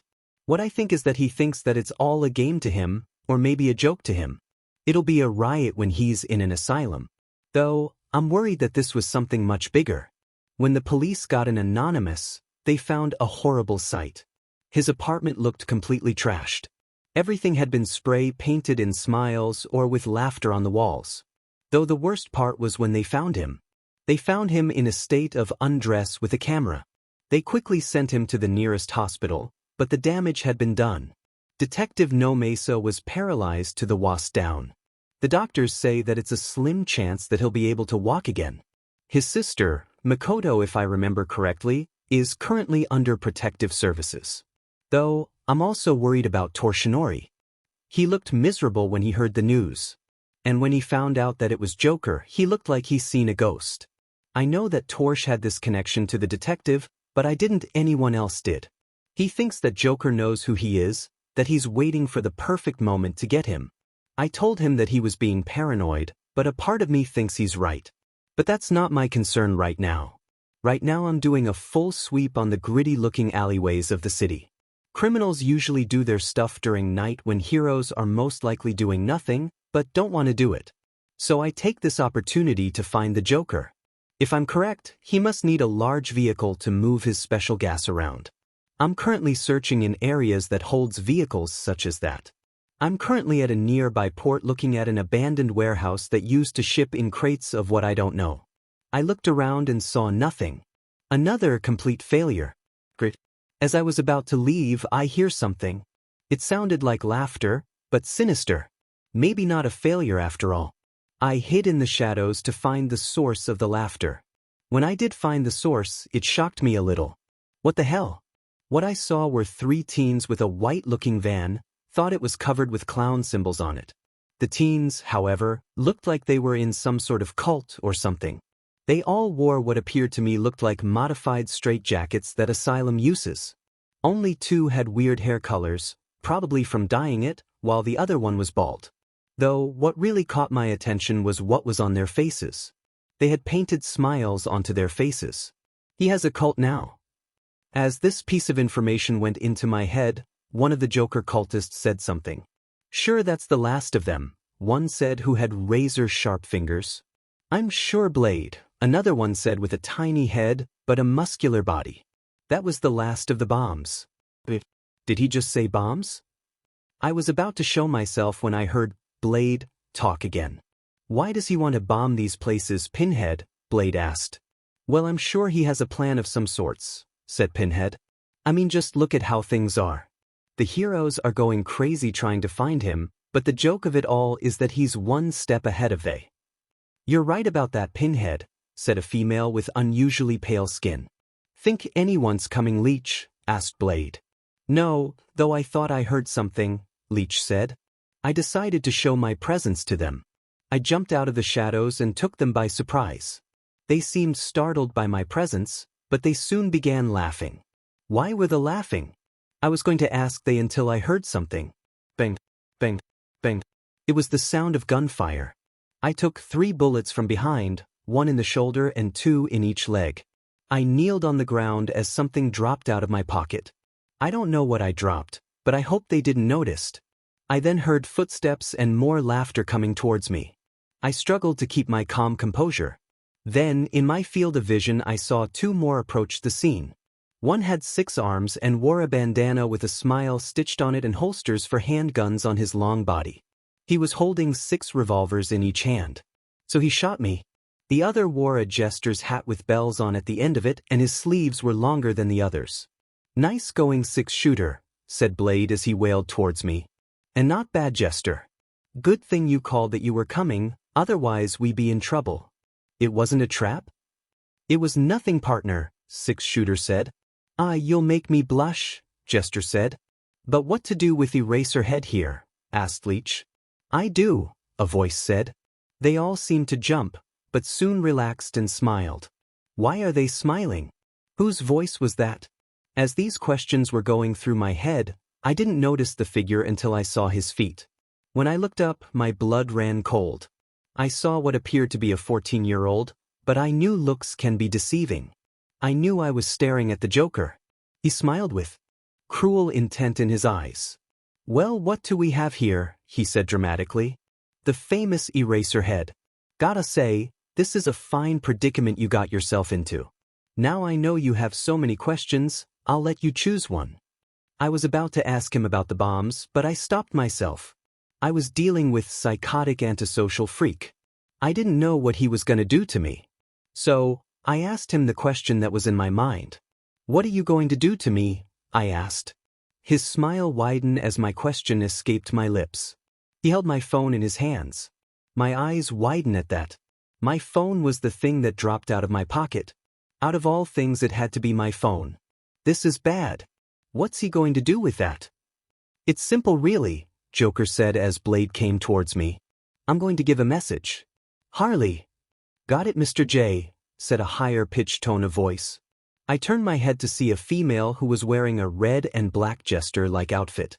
She held an oversized mallet over her shoulder. She swung the thing to my head. As it made contact to my head, I saw tiny black spots dance around my vision as the world began to spin. Blade then decided to cut my stomach with his fingers. I screamed until another blow went to my head. Before I passed out, I heard Joker's laugh and Jester brining something that was some sort of box. Then everything went black. Nemuri's POV. I was starting to get worried of Iwaza for obvious reasons. He's been gone for nearly 2 hours now. He hasn't done this in ever. I was pacing around the teacher's lounge in UA. I had just finished with my patrol and now I was waiting on him with Hizashi, who was President Mike. I thought about calling him, but that never really works. He never, and I mean never, picks up the DMN phone. Another reason of why I'm so worried is that I really love him. I know he can be difficult to reason with, but deep down inside, he has emotions too. Why isn't he back already? "Midnight," Hizashi said in his loud voice. "You might make a hole in the floor if you keep doing that." I know, I said agitatedly. "It's just that Iwaza never been this late before. Do you think anything happened to him?" "It is strange, but I think I know why," he said with his eyebrows wiggling. "I think he knows about your not-so-little crush on him." Before I could hurt him, my phone vibrated in my hand. It was on silent for reasons I don't want to go into. As I got on, I saw Iwaza's contact number on my screen. My face lit up as I quickly answered it. "Where are you?" I asked louder than I meant to. "When are you getting back?" "I'm so terrible sorry," a voice said dripping with sarcasm. "He's a little hung up right now. Though I'll gladly take a message for him." "Who's this? I don't recognize this voice." "Who are you?" I asked. "I'm shocked to hear," the voice said dramatically. "I'm very popular on the screen, you know. I mean, I am the smile that makes life worthwhile." "Popular? On television? The smile?" Then it hit me. Every fiber in my body was screaming bloody murder. I knew I was shaking as I felt my body tremble. I knew, at that exact moment, who I was talking to. I was talking with the Joker. And he has Iwasa's phone. What did you do to him? I yelled, alerting Hisashi. Well, I can't tell you, but I'll show you where his location is, Joker said. Just track the phone to his location. Don't take too long though, I'm sure you're in for a real big surprise. I'll promise you that it'll be a bang. The call disconnected, but something else popped up. It was a map where Iwasa's phone was. I had no time to lose. I grabbed Hisashi by the collar of his outfit and dragged his butt with me. I hoped we weren't too late. Please show Yuta. Please be alright. An hour later, President Mike and I got to where the signal was. It was an old shipping dock. I was worried the signal came here, but I couldn't find Iwasa. Mike was confused at what was going on. All he knew was I got a call what appeared to be Iwasa, but only to turn out it wasn't him. He only knew that because I screamed, "What did you do to him?" But he did know this, something was wrong, very wrong. Where is he? Midnight said worryingly. He said his location was where his phone was. Midnight, could you please tell me what's going on? Asked President Mike. What's happening? Where's Shoyuta? And who is it you talk to? I was afraid that he would ask those questions, but I didn't have the courage to tell him. As I tried to tell him, I saw something caught my eye. It was a line or red streak of something I couldn't identify. As I walked closer to examine it, realization struck me. It was blood. Oh God. Is this Shuta's blood? What the hell? Said a horror-stricken Mike. Is this blood? Midnight, what's going on? I didn't answer him as I followed the bloody trail to find where it leads. I followed it to the warehouse's entrance. Something was written on the doors of the warehouse. It was thankfully written in spray paint, but that didn't calm my nerves. Though it was hard to read, I saw the words play and doctor in there. Play? Doctor? What is Joker trying to say? Stealing my nerves, I opened the doors to see what was inside. It was almost dark except for a light hanging in the middle of the room. There in the center of light I saw a figure. The figure looked like it was sitting down, though I noticed something. The figure had a long scarf. Shoyuta. He's here. Why isn't he getting up? I ran towards him and found myself stopping 1 foot away from him. Oh my God. What did the BSTD do to him? Shoyuta looked like an absolute mess. His hair was stained with blood on the side of his head and his eyes were dilated, meaning he had head trauma. His face had a clown nose and a smile painted on it, which contrasted to how he looked. Though the worst part was his expression, it was pure agony. There was also a sign that hung around his neck, that reads, Hero Pig. That a-hole. Was he trying to be funny? I'll show him comedy as I shove my foot up his butt. I took the sign from around his neck and took it off, but then I saw his shirt was open. I would have been aroused if I didn't see what that sick maniac did. He had cut into Iwasa's skin and created a smiley face on his stomach. Though it was strange, its mouth seemed to be stitched up for some reason. It also looked like something was in him, but what? As I inspected Iwasa, he mumbled something. I couldn't hear him, but I think I heard the word bomb. Bomb? What bomb? I don't see any bomb. Midnight, did you dash? Mike was about to ask until he stopped. He looked like he was about to throw up. He then asked me something I didn't really understand. Why is there a knife on that board? He asked. Knife? What knife? On the board? Does he mean the sign? I looked at the sign and flipped it over. There was indeed a knife taped on the back of it. A Swiss blade to be exact. Why would Joker? Then realization hit me. The words, play, and doctor on the doors, the knife on the back of the sign, and his stomach stitched. But the worst thing was that there was a bomb in his stomach. I didn't know how long, but I knew we couldn't waste time. Mike, I said, grabbing his attention, get me any available heroes and ambulances now. But he was about to say until I cut him off. God damn it, I yelled at him. Don't question me right now.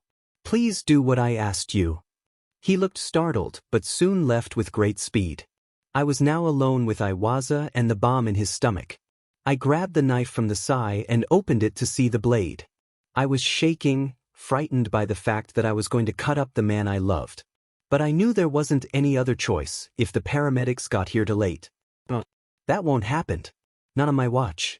I put the knife in the small opening of Iwasa's stomach, where a stitch didn't seem to be sewn on there. I then slowly cut the stitches on his stomach, making him bleed. The blood drenched my hands as I continued cutting him, but that wasn't the worst part. The worst part was seeing him make pained expressions on his face as he groaned in pain. I know it hurts, Shoyuta. Please hang in there. I finished cutting his stitches. My hands were completely covered in blood. I threw the knife away and did the worst thing I had to do. I stuck my hands into Shuta's stomach. He groaned a little louder than before. I dug my hands a little deeper, trying not to hurt his vital organs, until I felt something. That must be it. It must be the bomb.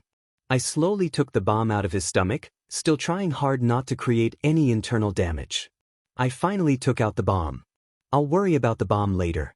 Right now, I need to take care of him.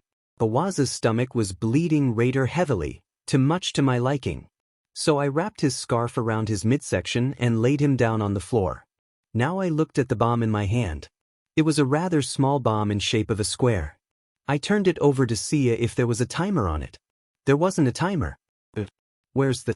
I didn't get to finish as something sprang from the box. It startled me, but only for a second. What came out was a little jester-like puppet sticking out of the box. Anger filled me. He thinks this is funny. Wait till I get my hands on him. A cough alerted me to check on Shoyuta. I dropped the bomb and went over to him, kneeling down to his level. Shoyuta, I said to him. Take it easy, please. He's planning something, he said in a low whisper. Something big. We'll stop him, like all the other villains, I said as I could hear sirens in the background. I don't think we can, he said as his eyes drooped. I could feel his heart rate going slower. Don, leave me. I clung on to him as he stifled a groan. I started to cry onto him. At first he stiffened against the hug, then he slowly hugged me lightly. The sirens got louder as pro-heroes came to scene. I didn't care if they were staring. All I cared was that Shoyuta made it out alive. Please, Shoyuta. Don't leave me. I love you. Scene change, hospital. The atmosphere was tense, like you cut it apart with a knife and it still wouldn't cut it.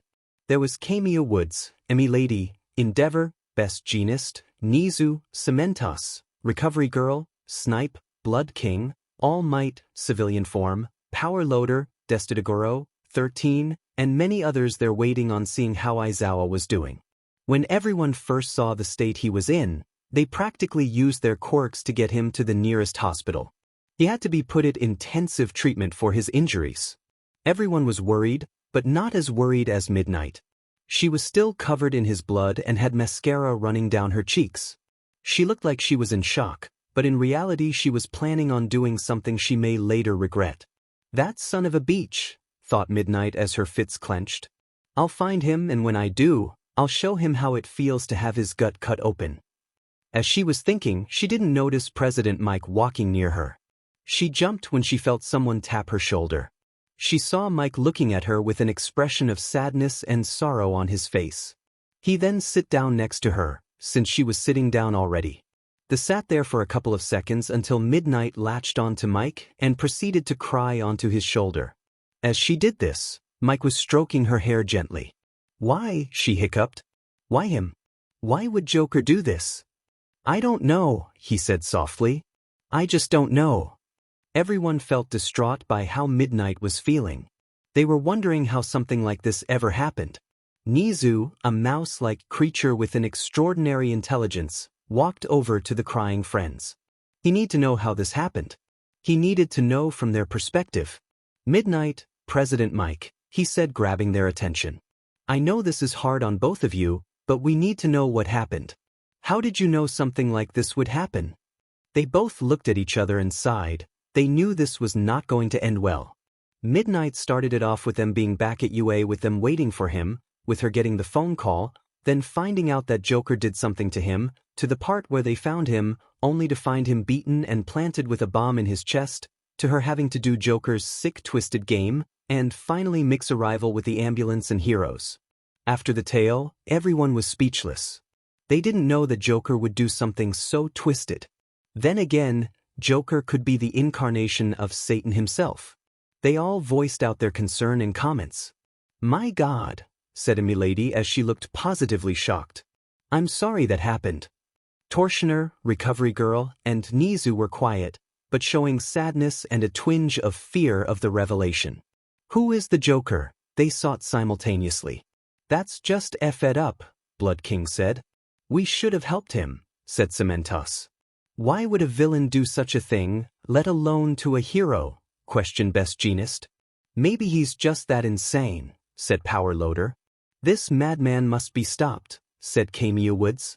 "I agree with you." "There," said Destudagoro. "He needs to learn about that every action has consequences." "If I ever see him, I'll blow his brains out of his skull," said Snipe angrily. "That's only if Midnight doesn't get to him first," said 13 seriously. "This is pathetic," said Endeavor with a huff. Everyone looked at him with disapproval. "This villain just got lucky, that's all. This so-called villain happens to be the world's most dangerous criminal right now," said Nizu in a serious tone. "So maybe he is dangerous," said Endeavor as he crossed his arms. "But I think that Aizawa should have been cocky." "What do you mean?" asked Midnight in a quiet tone. Everyone was confused except Mike, who was sweating buckets. He knew by that tone, Endeavor was going to get it and the results wouldn't be pretty. "Please don't say anything," thought Mike worryingly. "Maybe I didn't make myself clear," said Endeavor arrogantly. "I think Eraserhead was a lousy hero, relied on his quirk too much. To me, he didn't deserve to become a hero." Everyone was shocked. They knew he was an a-hole, but this was a whole new level of being an butt. They were going to tell him off, but Midnight beat them to it. She used her quirk to put him to sleep. He fell and laid sprawled out on the floor. Everyone thought that she was done, but she wasn't. She then did something that shocked everyone in the room. She kicked Endeavor in the crotch hard. She didn't stop there, she continuously kicked him in the crotch with her high heels. "Don't ever say that about shoulda," she said as she rammed her foot hard, to prove a point. She then walked back to her seat and broke down next to Mike, who held on to her. Nizu walked to Midnight and put his paw on her leg. She looked through her watery eyes to see Nizu with a sad expression. "Midnight," he said slowly, "words cannot describe what you are feeling. Though I do know this, we will find Joker and make him pay for his crimes. I promise." As Midnight was about to say anything, the doors to the hospital slammed open. The heroes were startled by this, thinking it was villains, but what got them were police and the SWAT barging through. They were wondering why the police and the SWAT were here. "Excuse me," said Kenji, the police chief. "We need to evacuate you all off the premises immediately." "What's going on?" asked Tortioner. "What's happening?" "Apparently the Joker was here," Kenji said, alarming everyone. "What?" everyone shouted. "That's not even the worst part," Kenji stated.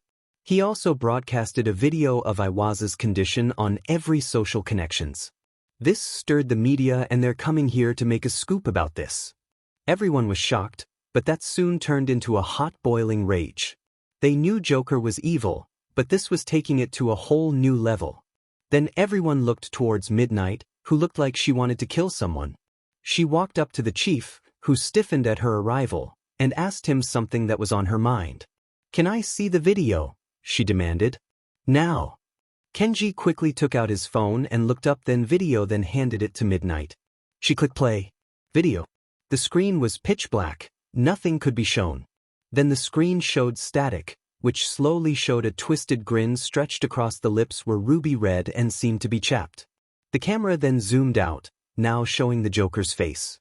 His face was a face of a 14-year-old. Behind him was Iwasa, who was covered head to toe in bandages, Ivis in his arms, and an oxygen mask on his face. The Joker looked at the camera, almost staring at the viewers. He suddenly spoke. "Hello, is anyone watching?" he said with theatrics. "Is the camera on Harley?" "It's on J," said a woman's voice dubbed Harley. "Perfect, thank you Harley," he said with a twisted smile. "Hello late show lovers and lovers of the late show. Tonight I'll tell you a tale about a bat and a scorpion. A bat saves a scorpion from drowning in a river, but only as the bat carries the scorpion from the churning waters, the scorpion stings the bat. In terrible agony, the bat asked, "Why I tried to save you, now we'll both drown." And the scorpion says, "That's the point, sucker." The moral of this story, everyone will die. No matter if they're saved or not, they're going to die anyway. Ha ha ha ha ha ha ha ha ha. The screen then went to static. Video. Everyone in the room was quiet after the video. They didn't know a 14-year-old was the Joker. Everyone looked stumped on who this kid was, all except Torshner. He looked like he'd seen a ghost that came back to haunt him. Everyone noticed this because he was shaking like an earthquake was going on. "It can't be," he muttered over and over again. "All Might," asked Niz, "do you know who he is?" His hair had covered his eyes, but his mouth was shaped into a grief-stricken frown. When he did look up, everyone was shocked to see him crying. They were wondering why he was crying. Wondering why Joker reminded him of someone. "I'll tell you," he said quietly. "But not here. To many ears and news reporters might show up. I'll tell you all at UA." Everyone wanted to know now, but decided to go back to the school. Cementos grabbed Endeavor and carried him on his back. Everyone then decided to leave out the back entrance of the hospital, but everyone was left to wonder. How does All Might fit into this? The screen was pitch black, nothing could be shown. Then the screen showed static, which slowly showed a twisted grin stretched across the lips were ruby red and seemed to be chapped. The camera then zoomed out, now showing the Joker's face. His face was a face of a 14-year-old. Behind him was a Waza who was covered head to toe in bandages, Ivis in his arms, and an oxygen mask on his face. The Joker looked at the camera, almost staring at the viewers. He suddenly spoke. "Hello, is anyone watching?" he said with theatrics. "Is the camera on Harley?" "It's on J," said a woman's voice dubbed Harley. "Perfect, thank you Harley," he said with a twisted smile. "Hello Late Show lovers and lovers of the Late Show. Tonight I'll tell you a tale about a bat and a scorpion. A bat saves a scorpion from drowning in a river, but only as the bat carries the scorpion from the churning waters, the scorpion stings the bat. In terrible agony, the bat asked, "Why I tried to save you, now we'll both drown." And the scorpion says, "That's the point, sucker." The moral of this story, everyone will die. No matter if they're saved or not, they're going to die anyway. Ha ha ha ha ha ha ha. The video seemed to stop while Joker was in mid-laugh.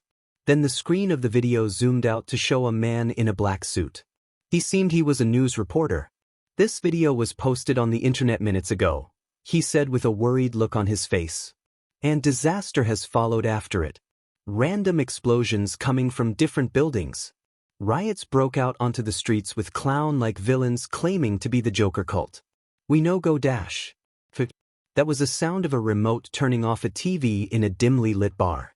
The said bar was the hideout for the League of Villains. The one who turned it off was Tamura, who was currently laughing his butt off at the moment. "Ha ha ha," she said. Tamura giggled out. He would show his face to the world. "But I didn't expect that." He then doubled over with laughter and fell on the floor, rolling around. Kurogyri, who was shocked at the events, helped Tamura off the floor. They both knew he was crazy, but they didn't think he would humiliate a hero on. Not only that, but to cause mass panic and riots in the city, that took talent. "Now that's impressive," said a hulking figure. He had blonde hair and wore a red tank top. He also had a robotically enhanced eye with a scar covering around it.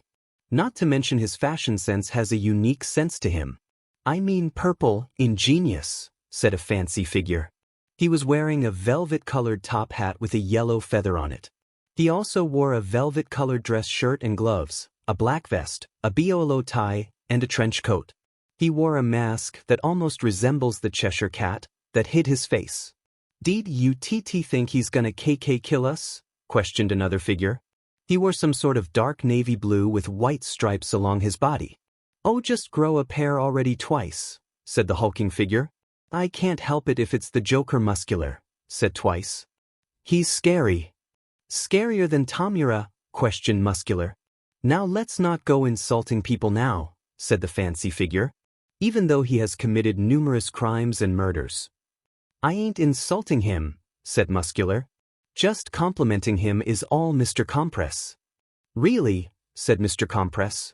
Though it makes me wonder, spoke up Kurogyri. How did he manage to do this? It doesn't matter how he did it, exclaimed Tamura as he got up from the floor. All that matter is that he created chaos, and boy was it funny. Well, I see that someone else likes my sense of humor, Joker said as he came from the shadows. Everyone jumped back in surprise, all except Tamura, who went over to him. That was incredible, he said. How you crippled Ezerhead and posted his condition on the internet. Not to mention creating the riots on the streets. That's classic. Why thank you, Handy, Joker said. Though, aren't you going to introduce me to your new friends? What? All right, said Tamura. These guys came a little after you came and visited. He led Joker to Twice, who was shaking like a leaf. Twice couldn't help himself, for he was about to be introduced to the Joker. The Joker looked at him with crazed eyes, slowly walking around him. So, Joker said slowly, "What's your quirk?" "What?" questioned Twice. "What? Your quirk?" Joker asked again. "Oh, my QQ quirk," stuttered Twice. "I CC can clone myself and others." "Well, that interesting," said Joker. "But that might also explains why you have a personality disorder." Oh, thank you." "What?" said Twice. "How did you dash?" "Don't act all surprised," Joker interrupted. It was clear as day. "Now who's next?" Joker walked from Twice, who was frozen from his talk, towards Mr. Compress, who immediately straightened his suit out. "Who's this fella?" questioned Joker. "He certainly has good taste in fashion." "My name is Mr. Compress," he said with a bow. "And might I say, your taste in fashion is amazing." "Ah," Joker said as he waved his hand. "You mean these old things? They're just hand-me-downs." "Really?" questioned Mr. Compress. "I thought that they were tailored." "Anyways," interrupted Tamura, "let's continue." Tamura led Joker away from Mr. Compress, who was a bit set off by that interruption, to Muscular, to which Joker grinned darkly. "This is Dash," Tamura started, but couldn't finish his sentence. "I already know who his big guy is," Joker said, shocking everyone. "You know me?" asked Muscular. "Who wouldn't know you?" Joker replied. "I mean, you're the one who killed the water hose duo. Are you not?" Muscular was shocked at first, but then smiled. "I'm surprised," said Muscular. "Nobody really knows who killed them. More importantly, nobody knows that it was me. How did you figure it out?" "By your artwork," Joker said with glee. "I mean, how you destroyed their bodies, toyed them in the fight, and best of all, killing them slowly and painfully. It takes true devotion to create such a masterpiece." Everyone was shocked by his little speech. They were shocked to see someone as the Joker praising someone like Muscular. The said person was shocked, but his expression then turned into a smug grin. He was pleased to hear that Joker was praising him. He was about to thank him, until Joker spoke again. "I wonder what you'll do for a comeback," Joker asked, until he snapped his fingers. "I know. You can kill their child." "Wait," said Muscular. "They had a child?" "Yes, they did," Joker said. "Though, do you want to hear the killing joke?" "What?" asked Muscular, grinning a little. "They cared more about their hero thing than their own son," Joker cackled. "I mean, they chose heroics over their own flesh and blood. What a joke! Ha ha ha ha ha ha ha." Muscular couldn't help but chuckle at that jab. Before he knew it, he was laughing like there was no tomorrow. This continued until they ran out of breath. They were about to talk again until a sound of wood breaking went through the air.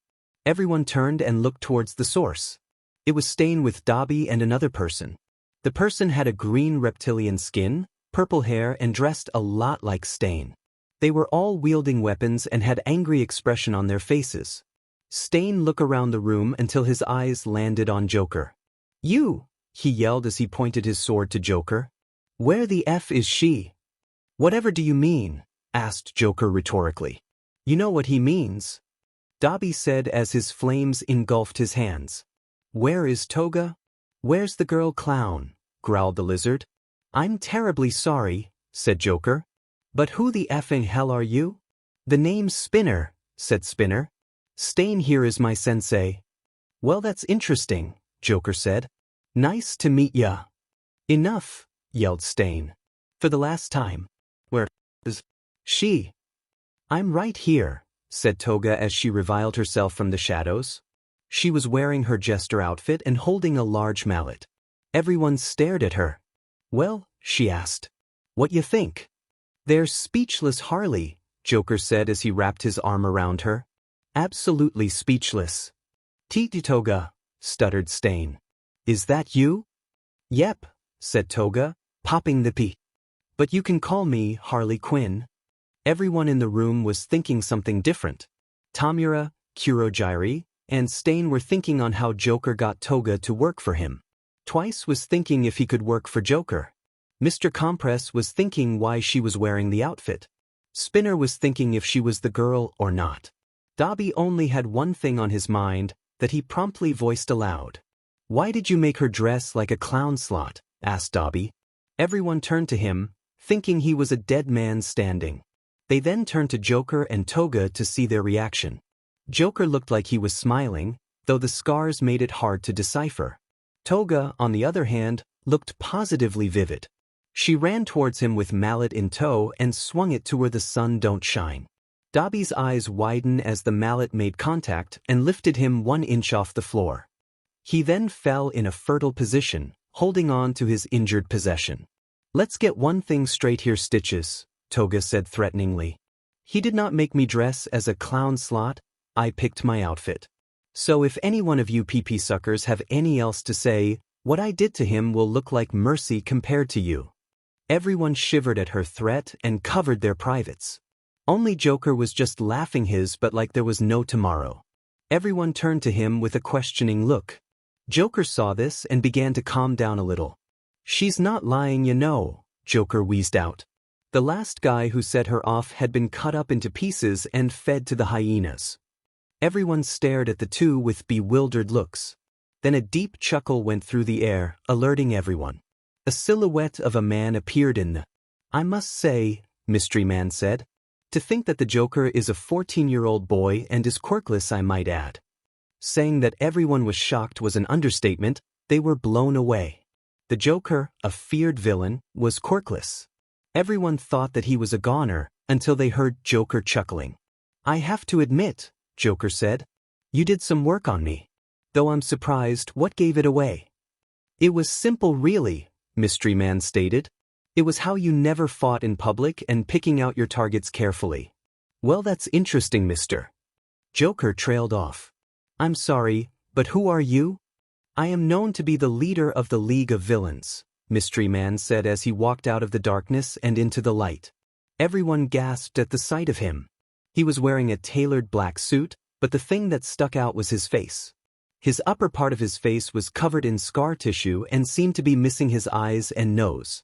But you may call me All for One, he stated. And I do believe we need a well-deserved talk. But you may call me All for One, he stated. And I believe we need a well-deserved talk. The tension of the room was tense that everyone, except Joker and Toga, felt it. The leader of the League of Villains was standing in the same room where the infamous Joker was. The villains all did a little prayer to every god in the books that this won't turn out bad. Their fear shook when Joker chuckled darkly. Well, it's about time, Joker said childishly. I was beginning to think that I would never meet the head honcho of this little group. But I have to admit, that was one hell of entrance. You flatter me, All for One said. Though, I don't think it was better than your entrances. Everyone watched in shock at the scene that was unfolding in front of their eyes. They saw All for One complimenting the Joker of all people.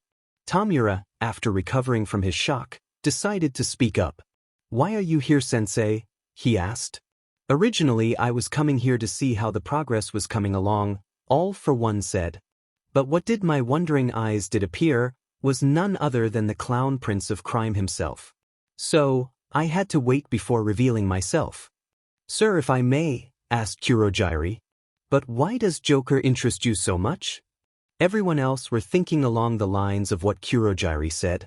They were all thinking why All for One was interested in someone like the Joker. Everyone shook when All for One let out a deep dark chuckle. They all turned to him and saw a horrifying grin stretched across his scared face. It's really quite simple, he intrigues me, All for One then explained. He intrigues me of how he can spread chaos and fear. How he always gets the upper hand.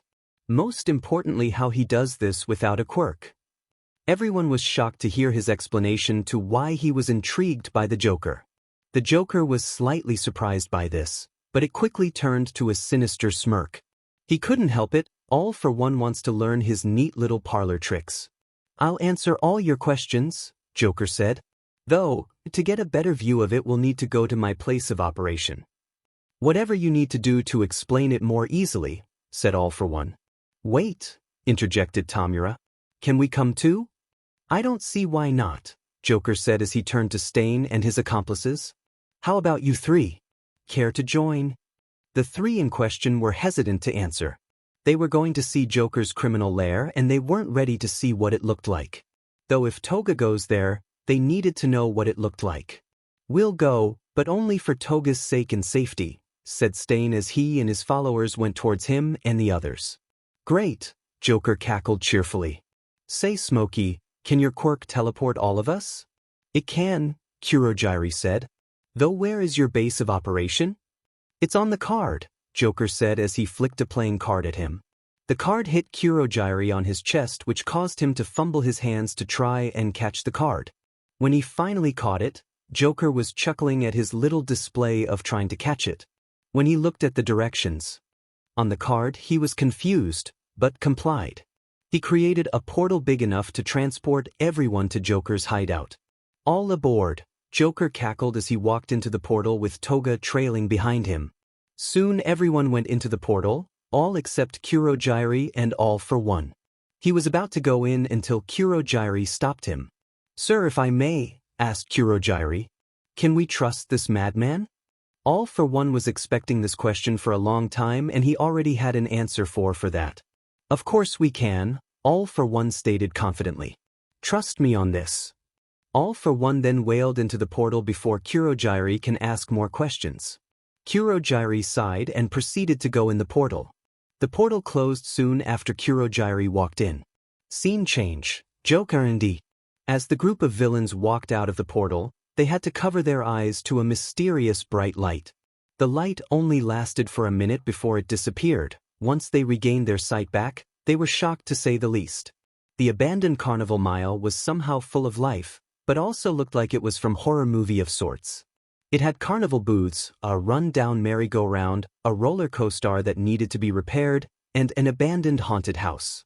Though the reason why it was so full of life was that it had asylum inmates running around. I have to admit, this place suits him very well, said All for One. Though why does he have all these inmates? Kurogiri asked. He already has a cult and hired help, so why the need for the mentally ill? Well, I thought you might need them, Joker said. The group of villains jumped and turned around to see Joker was right behind them. He had his arm draped over Toga as she was right next to him. This baffled the villains because he was the first one to go in, but had found him behind them. How the hell you do that? Asked Muscular. A magician never reveals his tricks. I'll keep you guessing just for kicks, Joker cackled. Well, since we're all here, why don't we go into my office and talk? Joker gestured to the haunted house while walking towards it, with Toga in tow. The villains looked skeptical at it, but followed him anyway. When they reached inside, they were surprised to see a well-decorated hallway. They kept following him to a door that had many signs covering it. Joker opened the door and strolled in. The villains soon followed and, to their surprise, found a simple office room. The room itself had only a swivel chair and a big workbench. The floors were littered with blueprints, papers, and comical GGs. Joker went to the chair and sat in it. Not after he sat down, Toga jumped onto his lap and snuggled close to him. You little minx. Sorry about the mess by the way, Joker said. Now let's talk. I know that everyone wants to know how I make my special happy gas. They all nod in agreement. I have someone very special who takes care of that, Joker said. Just then, there was a knock at the door. Joker, sir, said a muffled voice. The drag is ready. Oh, it is, Joker gleefully asked. Come. There's some people I want to show you, Mustard. The door opened to reveal a teenager that looked lightly older than Joker. He wore a typical Japanese school outfit, but he had an armband that had the infamous Joker logo. He also wore a World War II helmet and gas mask that was painted to look like a clown. Mustard, this is the League of Villains. You know, the ones we're working with, Joker said. League of Villains, meet Mustard, the maker and controller of my gas. Pleasure to meet you, said Mustard as he bowed. How did you end up working for someone like the Joker? Asked All for One.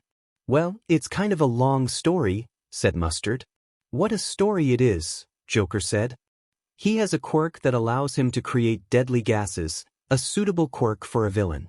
Though he wanted to be a hero and go to UA, but his quirk didn't go so well when it comes to robots. He failed and wasn't even given a chance to go to the support group. He was broken and wanted vengeance, but didn't know how. He met me by accident, or fate if you were to call it, in my little hideout.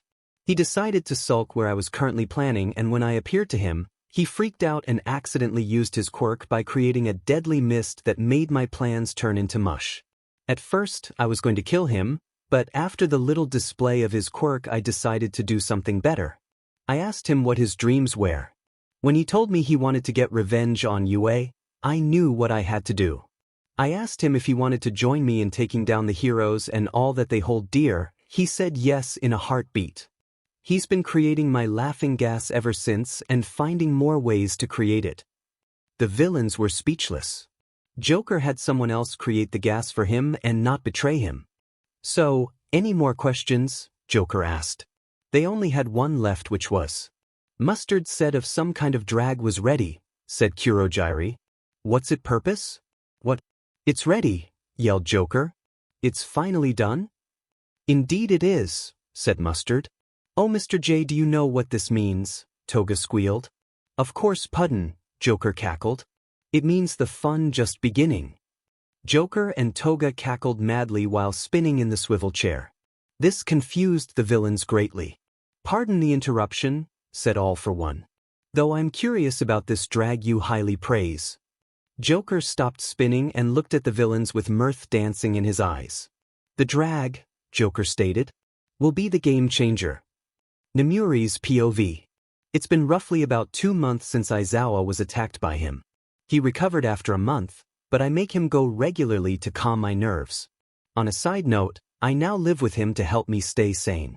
After the incident, I started to have violent mood swings. At times I would go ballistic on a low-life scum if they backtalk Iwaza, or random civilians who backtalk him. Other times I would turn into a worrywart over the littlest things if Iwaza didn't answer his phone, or would come late. Though mostly I turn into a sobbing mess if Aizawa got hurt. The nightmares are a different story. The nightmares began after the whole incident with me having to remove a bomb in Aizawa's stomach. They started off with that night, then it got worse and worse and worse and worse until I couldn't stand to sleep. When Iwaza heard of my mood swings and sleeping problems, he confronted me about this and suggested that I should live with him so he could keep an eye on me and vice versa. It was hard at first seeing how I would wake up screaming in the middle of the night or become a rage-induced demon to a sobbing baby. But Iwaza held on strong. He was patient with me and helped me through hell and back. Whenever I would get upset or have a night terror, he would hold me and slide my hair telling me everything's gonna be alright. Things will be alright once that kid gets locked up in an asylum.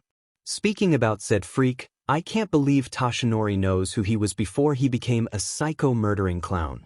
Still, the conversation we all had with him at UA. Flashback. When we were going to UA, explosions started happening with clown-dressed villains making mass destruction. Most of the heroes stayed back and helped control the chaos. The only ones that made it back were Nizu, Recovery Girl, President Mike, Toshinori, and myself. I was glad that Endeavor woke up and decided to fight the clown villains than deal with me. This made me very satisfied to say the least.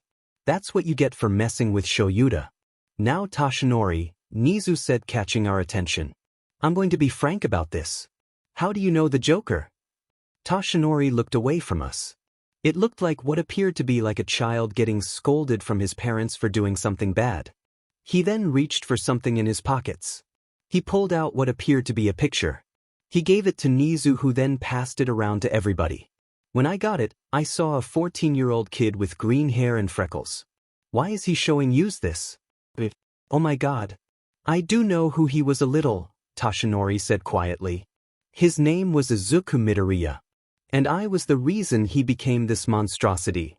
When he said that, it all put us in a state of confusion. When Toshinori saw our faces, he decided to elaborate.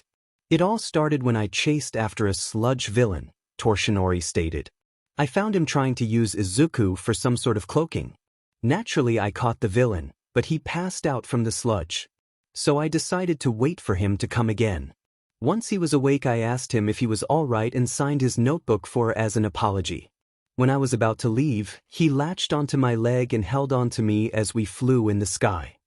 Oh my god, I interrupted, horror-stricken. Why would he do that? Said Recovery Girl. Did you not notice the kid dangling from your leg? Asked Mike. I'm getting to that, said Toshinori. We landed on top of building. He asked me a question that I never thought I would be asked. What was the question he asked you? Asked Nizu. Toshinori looked hesitant, to say the least. Like he didn't want to talk about this. What he said next, we weren't prepared for. Is it possible to become a hero even without a quirk? Toshinori said glumly. We were shocked, to say the least. A quirkless kid wanting to become a hero is something unheard of. And did you know what I said to him? Said Toshinori, on the verge of crying. I told him no. I said that he needed to dream realistically. After he said that, he broke down crying. We were now speechless. To tell a kid that, well, it was heartbreaking. But none of us knew how it affected Toshinori the most. It was about 5 minutes later that he started talking again. He then screamed hypocrite at me, said I was like everyone else, and ran away. Toshinori said. I then realized what happened. I crushed his dreams. Before I got a chance to apologize, he ran off. I know what I said was horrible and possible, created the worst villain in existence, but I know there must be some sanity left in him. A little part of him trapped, waiting to be saved. We all looked at each other and back at Toshinori. He was right. As much as we wanted to deny it, the kid needed therapy. As much as I want to hurt him, he needs help real bad. So what do we do now? Asked Mike. I know what we do know, said Nizu. We must train our students even harder. Flashback. After that meeting, we worked our students harder than we ever did before. We literally worked them to the point of breaking down. When Aizawa heard of this, he pushed his students so hard that I had to keep him in check. I still remember how Class 1A passed out from his exercises. Class 1A was a weird group of children, if I'm putting it mildly. There are some that have little to no experience with human contact, some that are too hyper for Shuta's taste, and others that really shouldn't belong in Class 1A. Then there's that Katsuki kid, who has the personality of a younger Endeavor half the time. Though other times when he talks around that Uraraka kid, he seems to be trying to hold his sadness. Right now we are at the USJ to teach the kids about rescuing. I'm with Aizawa for 2 reasons, which are that he doesn't overwork the student and himself. Toshinori was supposed to help with this, but lost track of time and is currently in the break room resting.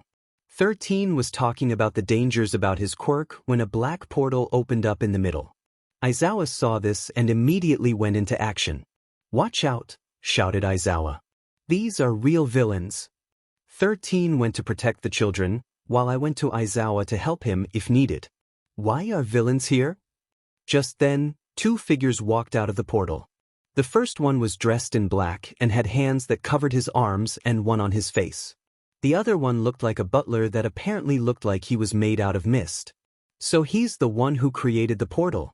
Hello, heroes, said the mist villain. We are the League of Villains. Who the hell are the League of Villains? Where's All Might? Said the hand villain. He was supposed to be here. What's your plan? Asked Aizawa. Oh, Eraserhead here, said the hand villain casually. I thought you were dead after that stunt Joker pulled. What did he say? I mean, you are kind of a loser, are you, if a clown got the drop on you, hand villain said. Then again, you are just an extra. I froze after I heard that. I swear I could see the fucker smirking behind that hand of his. I was trembling with anger and wanted nothing more than to kill the BS then and now. It was hard for me to keep my composure when I talked back. "What the hell is your plan?" I yelled with anger. "Oh, Midnight's here too," he said with satanic glee. How did it feel to cut open Eraserhead's stomach? Did it feel good? We both froze when he said that. Only the heroes and some of the police knows how that happened. How the hell did he know that? How the flying if, "Oh, you know that," I screamed at him. "He told me," he said. "Who?" I yelled. "Why I did," said A. We froze when the voice spoke. Behind the two was a figure wearing what I suppose was a purple zoot suit and hat. It was the Joker. My mind seemed to be on autopilot as I tried to rush him, only to be caught by Shuta's scarf. I struggled as I tried to get the clown. "Well, that was anticlimactic, wasn't it?" Joker cackled. "By the way, how's the stomach, Eraserhead?" Shuta's scarf wrapped around me even further when I struggled even harder against the restraints. He pulled me close to him as he wrapped his arms around me, trying to calm me down.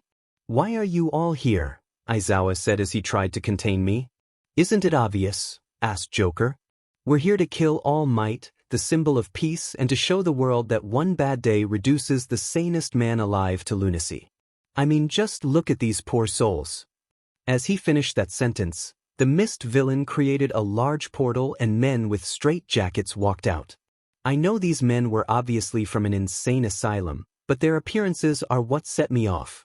All the inmates' skins were all a ghostly pale, wide bloodshot eyes, and their hair, no matter how different, seemed to be a tad green. But the thing that put me off was that they were all smiling with light red lips that stretch across their faces. It's almost like, "Oh no. Oh God, no. Amazing, isn't it?" Joker said gleefully. "Just a little alteration to my happy gas recipe and badaboom. You get an army of maniacs with yours truly." We were speechless. He somehow had made his concoction even more deadlier than before. First it was just a gas that kills people by laughing themselves to death. Now it seems that it can become a drag that turn people into Joker himself.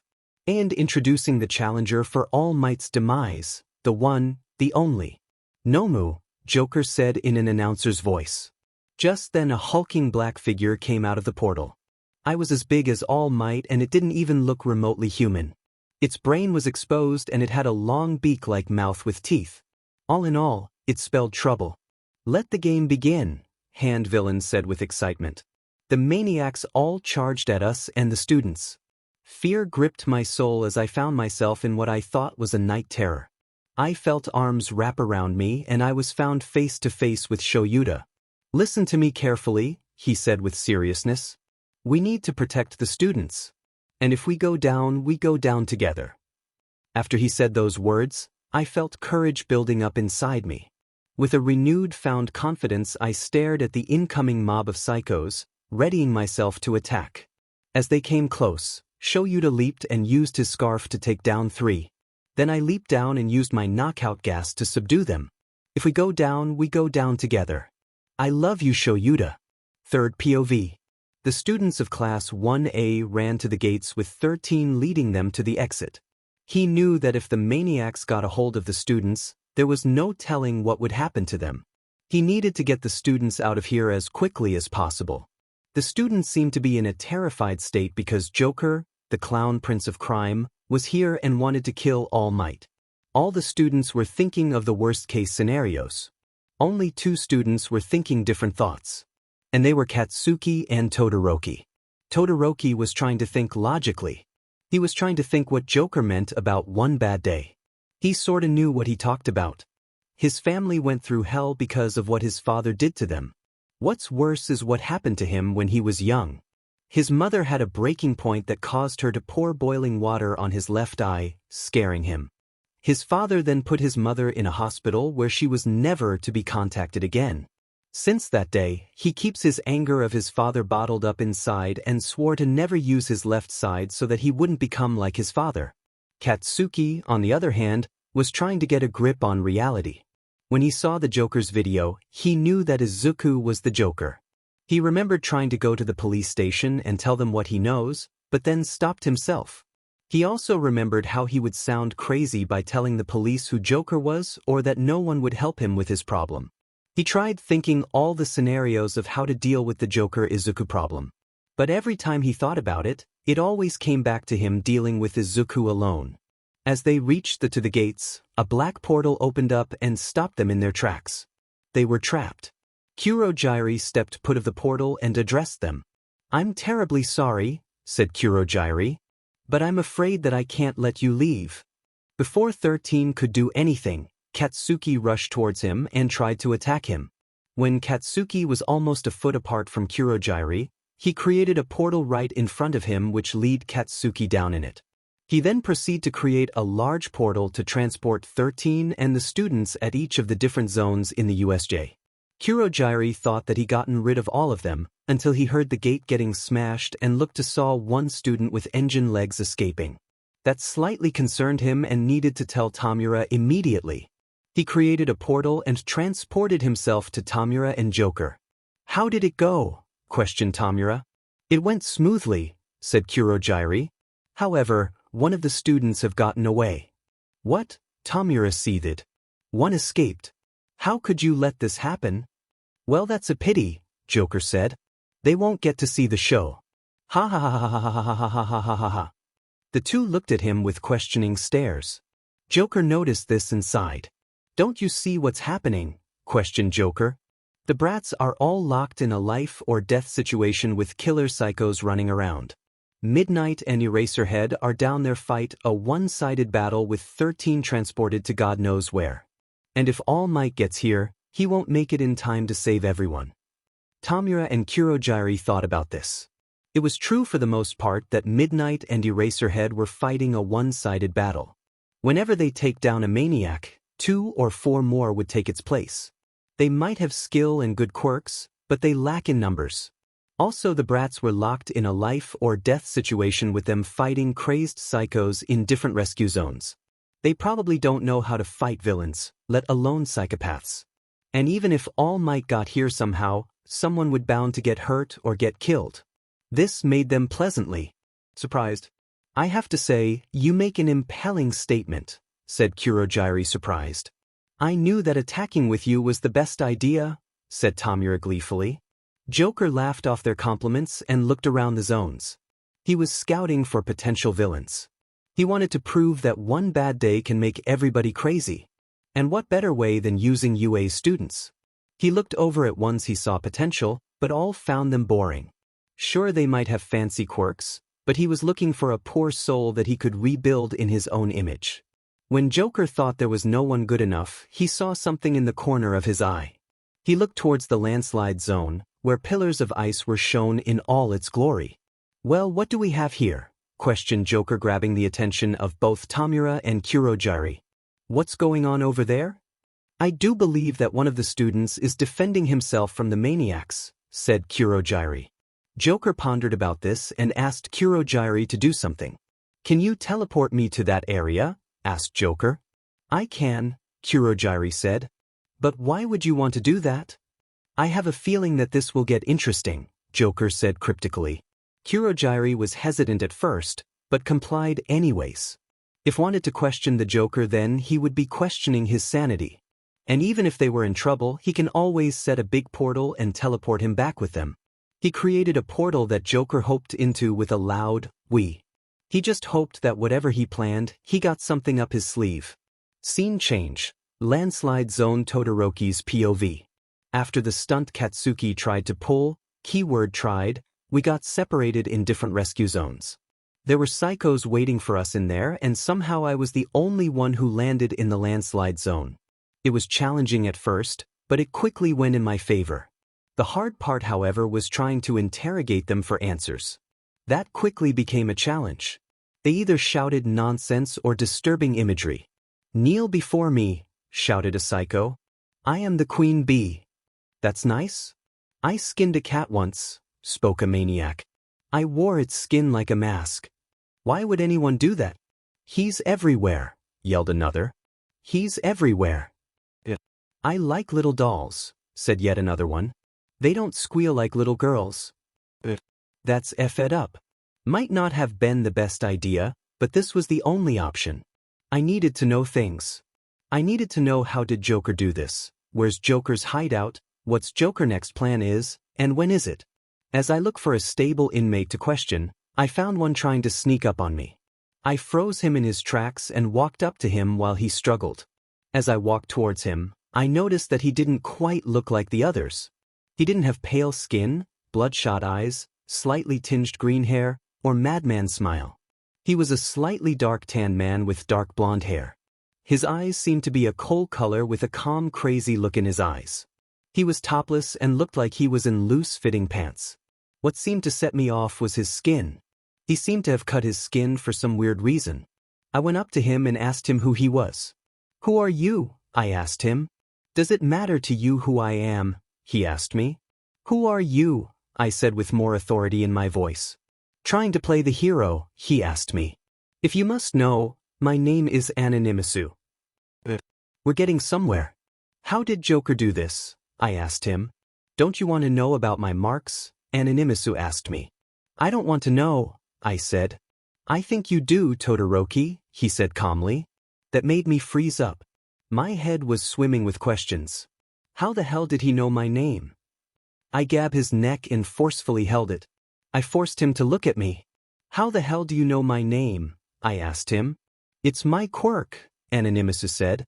"It allows me to look at a person and help free them of their miserable lives." "What?" "You seem confused." "Allow me to tell you about my marks," Anonymisu said as he pointed to his scars. "The cross on my forearm are Tsukun and Mocha. They were a couple living in poverty. I liberated them so they didn't wallow in filth anymore. This little on my chest was Ruby. She lost her mother when she was young and lived with strangers. I liberated her so she can be with her mother again. The mark on my side was Maka. She always went to the library because she had no one else to be with. I liberated her so she doesn't live a boring life. All these marks were from people who needed their lives to be liberated from." I stared at horror at the creature I held in my hand. He had killed people because their lives were different. My anger started to boil as I gripped tighter at his neck. I knew he was mad, but this was a whole different level. He must have sensed something as he started to giggle lightly. His eyes burned into me. "I can save you too," he said as I gave him a questioning glare. What the hell did he mean by that?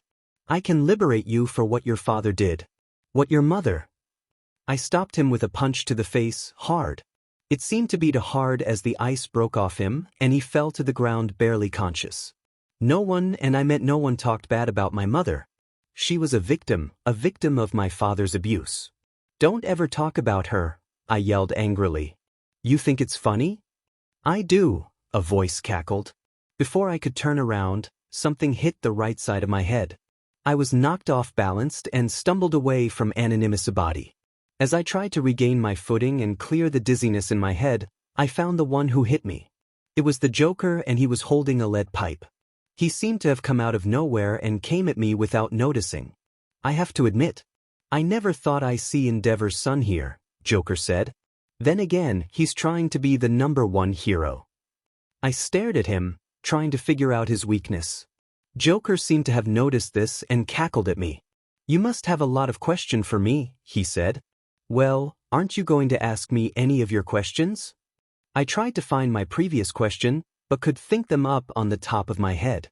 Then suddenly, it came to me. Joker and I were the only ones standing. The more I look at Joker, the more I think about his fighting abilities. I might be thinking cocky, but he looked like he never fought with someone before. Anonymisu was probably down and the other psychos were frozen. "Do you think you can take me on?" I asked him. He looked at me for a moment, then slightly snickered. It then became a full-blown out. He laughed for about a minute until he looked at me with crazed eyes. "Of course," he said. Before I could do anything, he threw a playing card at me. I thought that he was insane, until it sliced in my right arm. I screamed as I stared in disbelief as a harmless-looking playing card was lodged in my arm. "What the hell?" "Funny, isn't it?" he asked me. He then threw more cards at me, but I was ready this time. I created a wall of ice to shield myself from the razor card attack. The cards hit the wall with sickening sounds. The assault went on for about a minute, until it stopped. That's when I hear Joker laughing again. What's he laughing about this time? Before I knew it, there was an explosion that rocked me back from my ice wall. I landed on my back as the world spun around me. As I got back up, I saw Joker with what appeared to be marbles. "You want to play marbles?" he asked as he threw them at me. I dodged as mini explosions rocketed past me. I knew I couldn't dodge and block the exploding marbles. I had to think of a plan and fast. I tried to freeze him, but he always seemed to be one step ahead of me. He would dodge or threw more marbles at me. "Oh boy, this is fun," he cackled. "I'm so glad I found you here." I tried to think up a plan, but thankfully God was on my side. Joker seemed to run out of marbles as he tried to search for more. This gave me the opportunity to grab him by his jacket. He looked startled at first, but he then started to smile. "So, you caught me," he said playfully. "What you gonna do now?" Before I could say anything, my head started to hurt. My vision became blurry as colorful dots swarmed my sight. My grip on him began to loosen and I found myself going down to my knees. My stomach was twisting and turning and I found myself unable to hold in my lunch. I threw up as I fell down on my side. I tried to stand but found myself slowly losing consciousness. How did this happen? As I drifted away, I saw Joker pulling out what appeared to be a card. I then realized that it was the same card that was lodged in my arm. Somehow Joker knew I wouldn't dodge that card as I thought it was harmless. He must have laced it with poison or something. Before I blacked out, I swore I heard him smile sincerely at me. Then everything went black. Kurogiri was hesitant at first, but complied anyways. If wanted to question the Joker, then he would be questioning his sanity. And even if they were in trouble, he can always set a big portal and teleport him back with them. He created a portal that Joker hoped into with a loud, "we." He just hoped that whatever he planned, he got something up his sleeve. As the portal closed, he couldn't help but feel that something is going to happen. He looked back at the battlefield where Eraserhead and Midnight were fighting an ongoing battle that seemed to never end. It seemed that way because the inmates that got knocked out would get back up and fight back. It was like a trick candle for some odd reason. If you knock them out, they'd get back up. It was almost comedic if you thought about this. "This is quite the show, isn't it?" Kurogiri asked suddenly. Tamura didn't answer, which worried Kurogiri. He knew when he didn't respond was when he was either in deep thought or he was silently getting angry. Kurogiri saw a dark-like shadow over Tamura's head and heard him mumbling under his breath. He just hoped that Tamura wouldn't do anything rash. "Why isn't he here yet?" asked an agitated Tamura. "If you mean All Might, then I do not know," Kurogiri said. Tamura was getting impatient. He wanted to kill All Might, he needed to kill All Might. He needed to kill him so that he can bring an end to the society that worships him. To him this was a golden opportunity, but it was wasted as the sole reason he attacked the USJ wasn't here. That was frustrating. What can we do to get All Might's attention? Tamura asked himself. How do we get his attention? He mulled over ideas to get his attention. But as he thought, he couldn't help but feel annoyed as the two pro-heroes fighting down there. He needed to think and they were making noise. How he wanted to teach them. Then Tamura had thought of an idea. If he couldn't kill All Might now, then why not kill one of the pro-heroes here? It made logical sense, kill one of the heroes and All Might will show up. He looked at Nomu who was doing nothing. He was about to fix that. Nomu, Tamura said. Grab one of the heroes. As soon as he said that, Nomu went towards them with great speed. Meanwhile, Eraserhead and Midnight were fighting and losing stamina at a rather quick pace. The reason was that the maniacs seemed to take a hint. They seemed to be immune to pain because that would be the answer.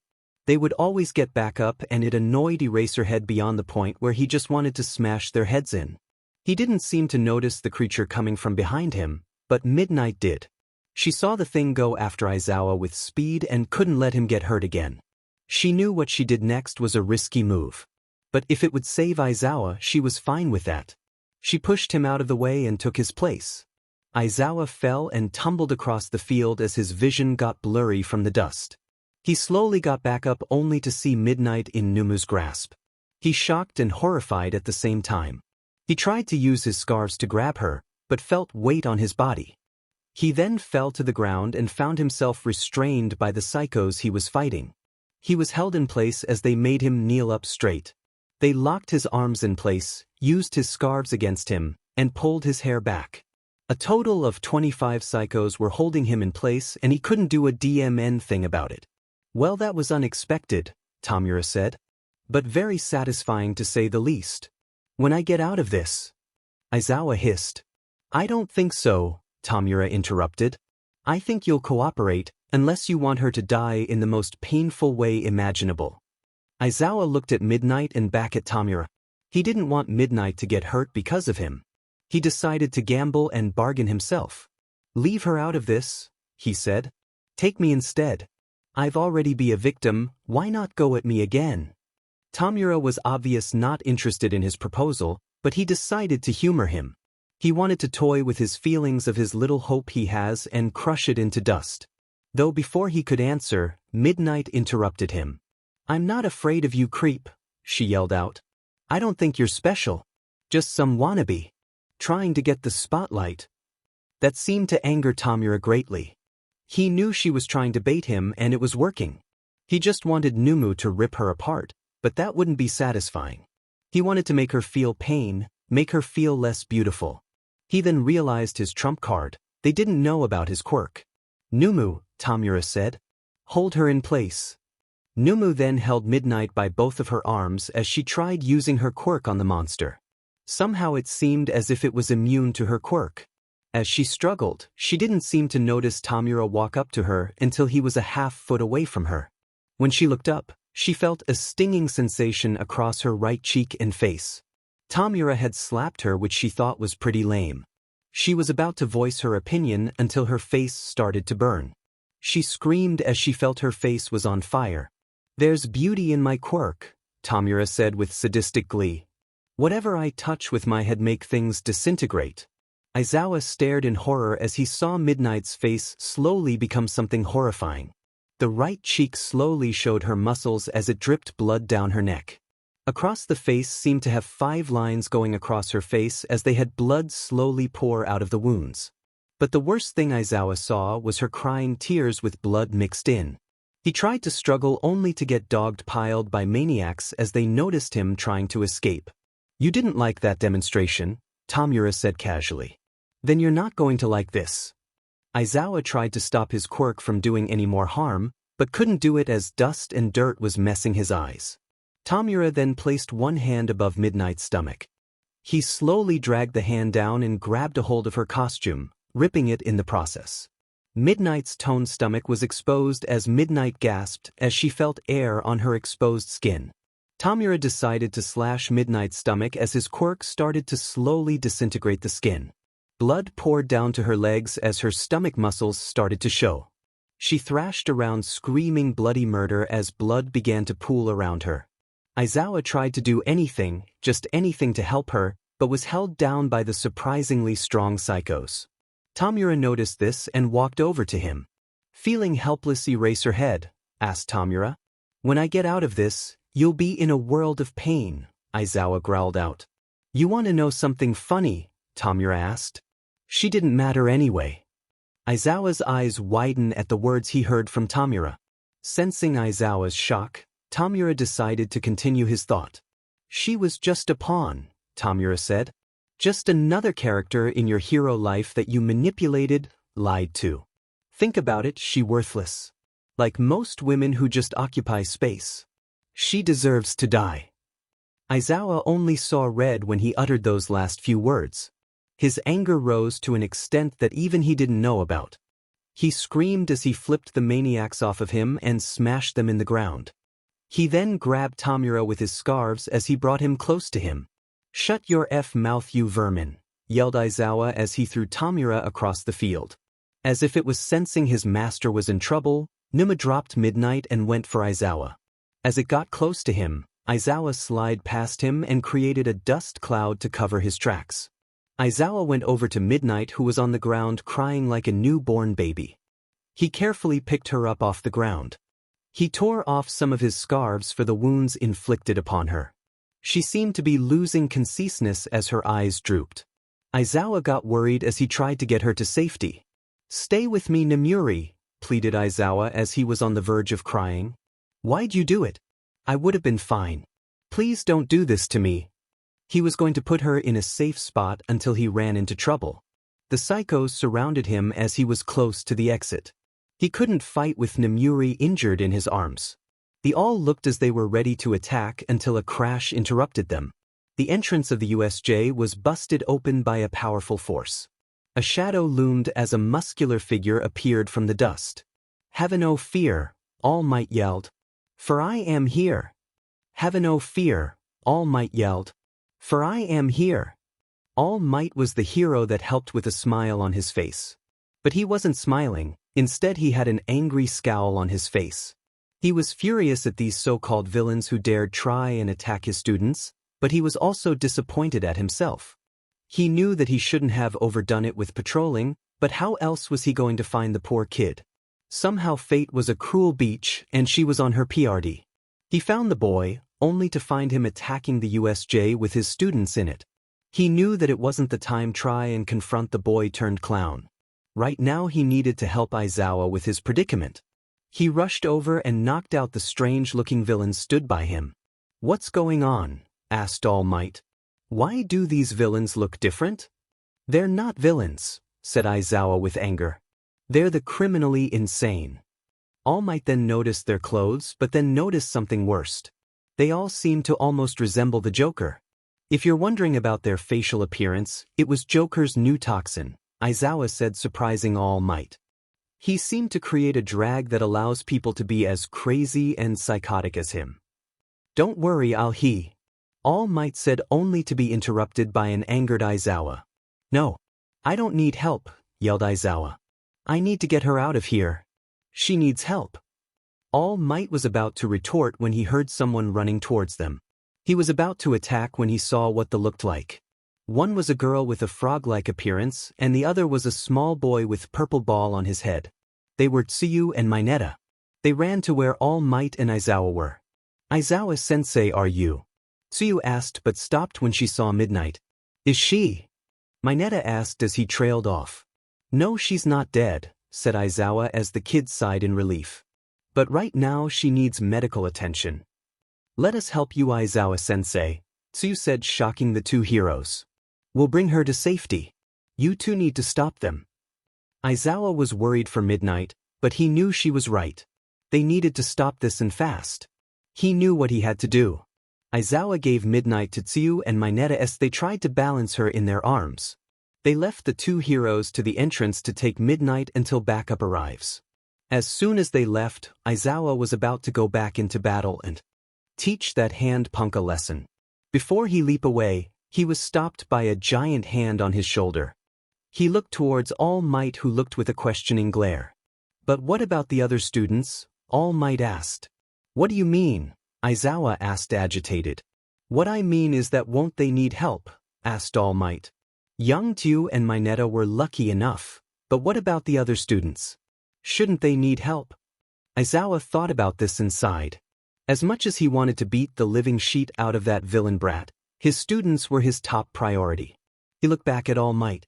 They have this creature that seems to be nearly as strong as you, Aizawa said with seriousness. I'll keep note of that, Eraserhead, All Might said. Anything else? One more thing, Aizawa said. If you see a punk with a hand on his face, do me a favor and punch him with all your strength. All Might was shocked at that proposal, but didn't understand why. He only nodded as he went to the center of the UFA. Along the way, he knocked out any inmates as he pasted. He couldn't let them escape for one crucial reason. They needed to be tested for what drag was in their system. As he made it to the center of the USJ, he found two villains perched on a small hill. One Aizawa was talking about and the other a mist-looking one. They seemed to notice him as they turned their attention on him. All Might, said Tamura with sadistic happiness. It's so nice of you to finally join us. What kept you? Yes, I concur, said Kurojiiri with a mocking concerned tone. Don't you know that things like these things could happen? What's your game, villains? Shouted All Might. It's quite simple really, said Tamura. We're here to kill you. Numa. Kill All Might. As soon as he yelled out those words, a black buff creature leaped out onto the ground and stood in front of All Might. It took a swing at All Might, but All Might dodged it as he swung at Numa. He punched it in the gut with 25% of his power. Though it didn't work as its stomach somehow took the blow and healed it. It retaliated by kicking All Might in the chest as it sent him flying a foot away from it. He heard laughter from the villain covered in hands. Numu here was created to defeat you, Tomura said gleefully. His quirk is shock absorption and can take 100% of you power. Numu, attack. Numu screeched as it lunged at All Might with raised fists. It swung a left and right cross that caught All Might in the chin. All Might retaliated with a 3-punch gut shot and a haymaker to its head. Numu seemed unfazed as it tried to punch All Might's gut. All Might caught its fist before it could inflict damage. He threw a punch towards its beak which connected with a loud crunch. It then got its fist out of All Might's grasp and uppercut All Might in the chin with a loud smack. All Might took a few steps back as he created distance with the creature. He then threw caution to the wind as he decided to participate in a fist fight with the Numu. They fought as punches flew and impacts of their hits echoed through the air. All Might knew he was almost out of time and needed to end it quickly. How can I defeat this monstrosity? All Might thought while punching. That villain said it could take 100% of my power and had shock absorption. Wait. That's it. If it could take 100%, then let's see if it could take 110%, yelled All Might as he cranked up his speed in his punches. At first, the Numu wasn't affected by the sudden chance. Slowly, it started to slow down as its punches weren't coming as fast as they were before. Tomura saw this and got annoyed at the change. Didn't you hear me? Tomura yelled. It can take you power. You said it had shock absorption, not nullification, All Might yelled as he threw a barricade of punches. Shock absorption absorbs a hit, but with the more hits it gets inflicted with, the less it helps. All Might kept throwing punches after punches at Numu as it was slowly starting to get overwhelmed by the increasing force. It was then that All Might threw his fist back and holding his power to finish the Numu. Have you heard our saying? Asked All Might, preparing to finish it. Go beyond, plus ultra. As All Might yelled those words, he threw a massive uppercut to the Numu's chin. It first created a gust of wind that surrounded the two, until the Numu was sent airborne towards the USJ's ceiling. It broke through the ceiling as it flew into the sky. There was a moment of silence with the exception of All Might panting. He had thrown over 200 punches with 110% of his power. He looked towards the villains who seemed to be in a state of shock. None more than Tomura himself. He was shocked as well as angry. He was shocked to see how All Might somehow took down the Numu, but also angry to see that he was cheated in killing All Might. Well, you couldn't have defeated my Numu, Tomura said in uncontrolled anger. Why you must cheated? You cheated. I played my cards close to the bets, said All Might with a smile. You can't do that when one of those cards is the Joker, cackled a voice. All Might looked to see Joker with a twisted smile on his face. All Might knew that he was once Izuku Midoriya and he felt that he was his responsibility to help him and reform him. All Might was about to go to him, until he saw Joker Izuku held a gun in his hand. And it was pointed to an unconscious UA student, Shudo Todoroki. All Might was frozen as he didn't know how to deal this. He dealt with his fair share of criminals, but they didn't compare to one man. A man named All for One, and it seemed that Joker was standing right next to him. Joker seemed to have sensed his fear and laughed in front of his face. Oh, don't act all so surprised smiley, Joker said tauntingly. It was bound to happen anyways. I knew something like this was going to happen, but I never imagined grabbing a student of a famous hero. All Might blanched at what Joker was implying. Joker knew that he would stop the Numu and try to arrest the League of Villains. While he fought the Numu, Joker would sneak and kidnap a student and use them as a bargaining chip. All Might had to think of something, but before he could talk, he was interrupted when the backup arrived. Joker and the other villains saw this. Well, looks like we have to end our little date short, I smiley, asked Joker as lifted Todoroki in a headlock. Kurogiri, if you be so kind. Kurogiri then created a portal as he and Tomura left. Joker entered, but before he left All Might with a warning. Your time's almost up smiley, Joker said with malice in his tone. And pretty soon you'll be dead. Joker then left as the portal closed on him, leaving All Might to himself.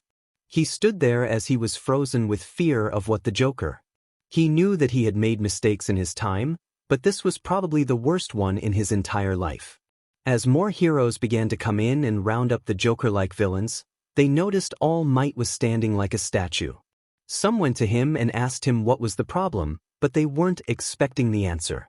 They learned that Shudo Todoroki was kidnapped by the Joker. Todoroki's POV.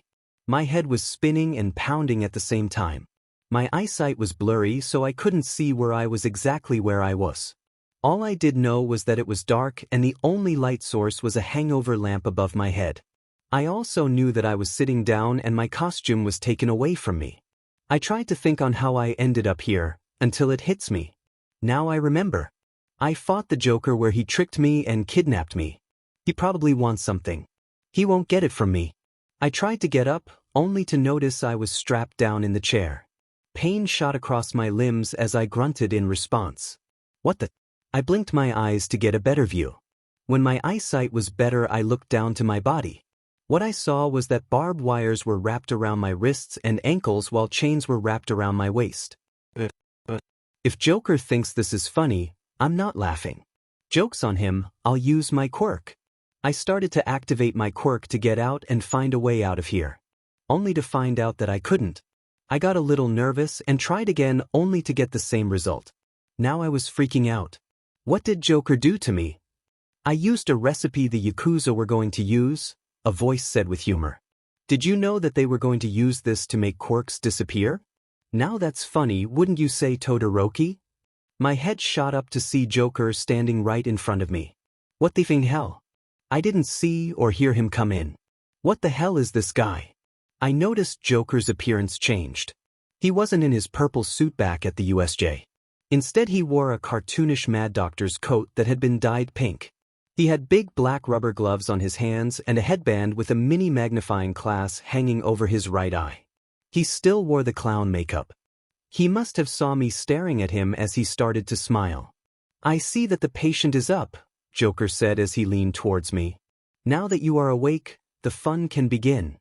What the hell are you talking about? I asked him, hoping to buy me some time. Well, how else am I going to help you see the world? Joker said me. I'm going to help you see for what the world truly is. This put me in thought. Joker kidnapped me for what I first believed he wanted answers, or information on UA.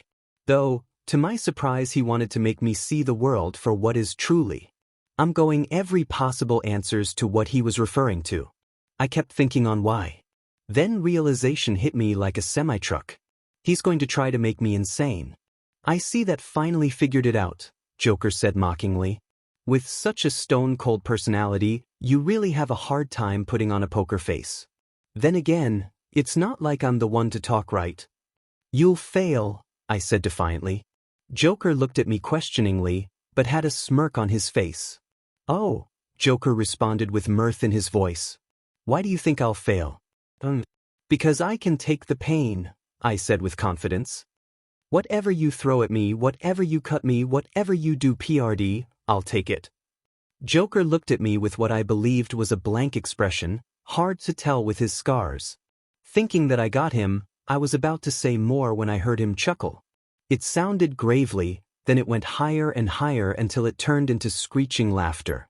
His laughter bounced off the walls of the room, making my spine shiver. He seemed to calm down as he was wiping imaginary tears from his eyes. You think that I'm gonna physically torture you? Joker asked me. I'm going to do something much more painful. Before I could ask, Joker stepped out of the light and into the darkness. I couldn't see what he was doing, but I could hear what was going on. I heard small squeaks of what I believed were wheels on a cart. After a few minutes, something came towards the light. It was a circular cutout board with a complex black and white spiral. It was sitting on a cart with what appeared to be lamps pointed towards it. What is that? No, I bet you're wondering what this is, Joker said behind me. I flinched as I saw him leaning in my personal space. How the hell does he do that? This thing will make you into yours truly, he said as he went to the wheel. You're in for a hell of a ride. Joker stuck something in my neck as I felt myself getting pricked. He laughed as he went over to the wheel and spun it. The lamps on the bottom seemed to come to life as they flickered at a fast pace, making the spiral seem almost animated. Whatever Joker struck me with, it was doing something. I felt my head spinning at a fast pace. It was spinning so hard that I couldn't even think. I felt my stomach toss and churn, making me want to throw up my lunch. I tried to solve the problem by looking away from the spinning wheel, but what I saw was something terrifying. Joker's form morphed into a 7-foot-tall version of himself. His grease-painted face turned into chapped skin as his chin and nose became long and pointed.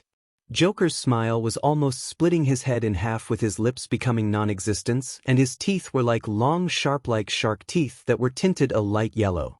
Though the worst part was his eyes. His eyes were bloodshot as his pupils were just mere ruby red dots. His eyes seemed to pierce my soul and began to laugh. His laughter now sounded like 100 mirrors breaking. "I know what happened to you, Todoroki," the demonic Joker cackled to me. "I know everything that ever happened to you." That was when the room started to change. The darkness was slowly faded into nothing, and I somehow found myself floating in nothingness. I was still trapped in the chair, until it fell apart. I then found myself falling in the darkness below. I tried to do something, anything to stop me from falling. Before I knew it, I had fallen onto a wooden floor.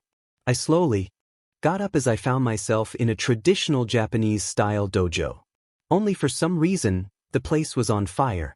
"Shuto!" yelled a demonic voice behind me. I turned around, only see a figure that made my blood run cold. Oh God Almighty!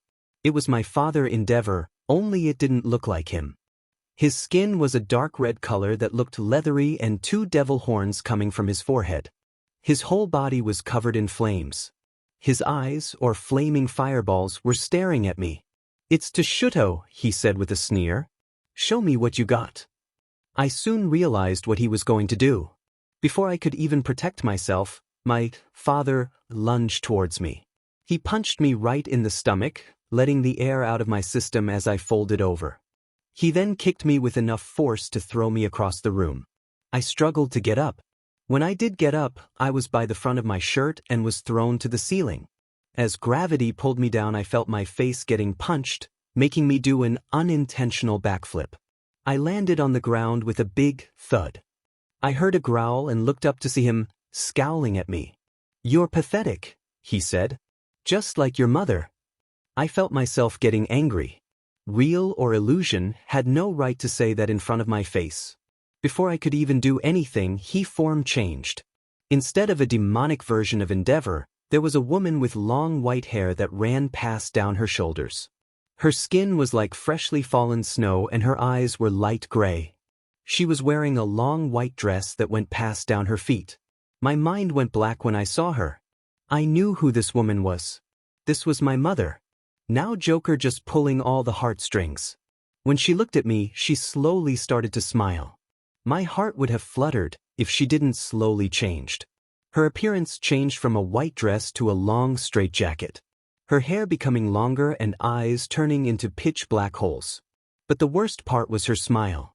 It became more demonic, almost like Joker's smile. Oh God. I then noticed her hand, more like claw, was slowly moving towards the air. Without warning, my mother scratched the left side of my face. At first I was shocked, but it soon turned into pain. I felt my skin burn and blister, like it was melting away. I screamed as it was getting worse. "Make it stop, make it stop, make it stop, make it stop, make it stop, make it stop, oh God, make it stoop." As if my prayers were answered, the pain stopped and I found myself on the floor. I was still in pain, but it was tolerable. I tried do anything but couldn't find the energy to do so. My vision was getting dimmer as I found myself losing consciousness. Before I blacked out, I saw the Joker standing over me. Then everything went black. Third person's POV. Joker was standing over the fallen form of Todoroki. He was sweating on the right side while bleeding on his left side. Joker had to admit that this was going to be one of his finest works yet. Though before he could admire his handiwork, Toga's voice echoed in the room. "Oh Mr. J," she sang, "come take a break and relax with me. Please." Joker smiled at her antics. He knew that getting her to his assistance was a very good idea at the start. Toga's been nothing but a loyal servant to him, and a little more. She has helped him with his crimes, minions, plans, and even his pastime she helps him with. Joker decided to let Laurel and Hardy to deal with his one of many masterpiece. He left the room, leaving a mentally and physically worn-out Todoroki. Joker made his way to his office planning room. When he opened the door, he found Toga sitting on his desk. She was still wearing her costume on, but without the makeup and hat. He made his way over to her and gave her a small kiss on the lips. Toga giggled when Joker kissed her lips. She always giggled when she was kissed by her favorite clown. "So did it work, Mr. J?" she asked. "Oh, it worked wonderfully, Toga," Joker cackled. "And soon, we'll have an army of former UA students to use to topple the foundations of heroics." Joker and Toga both let out an insane chorus of laughter as the both looked towards a big board that was hanging on the wall. It was covered with pictures of different students from UA and had little detailed descriptions of what they could do. Though one picture stood out of all the others. In the middle was a picture of a girl with black hair that was made into a ponytail. The girl's name was Momo Yaoyorozu, and Big Dart was pierced to her picture with the words, "Next."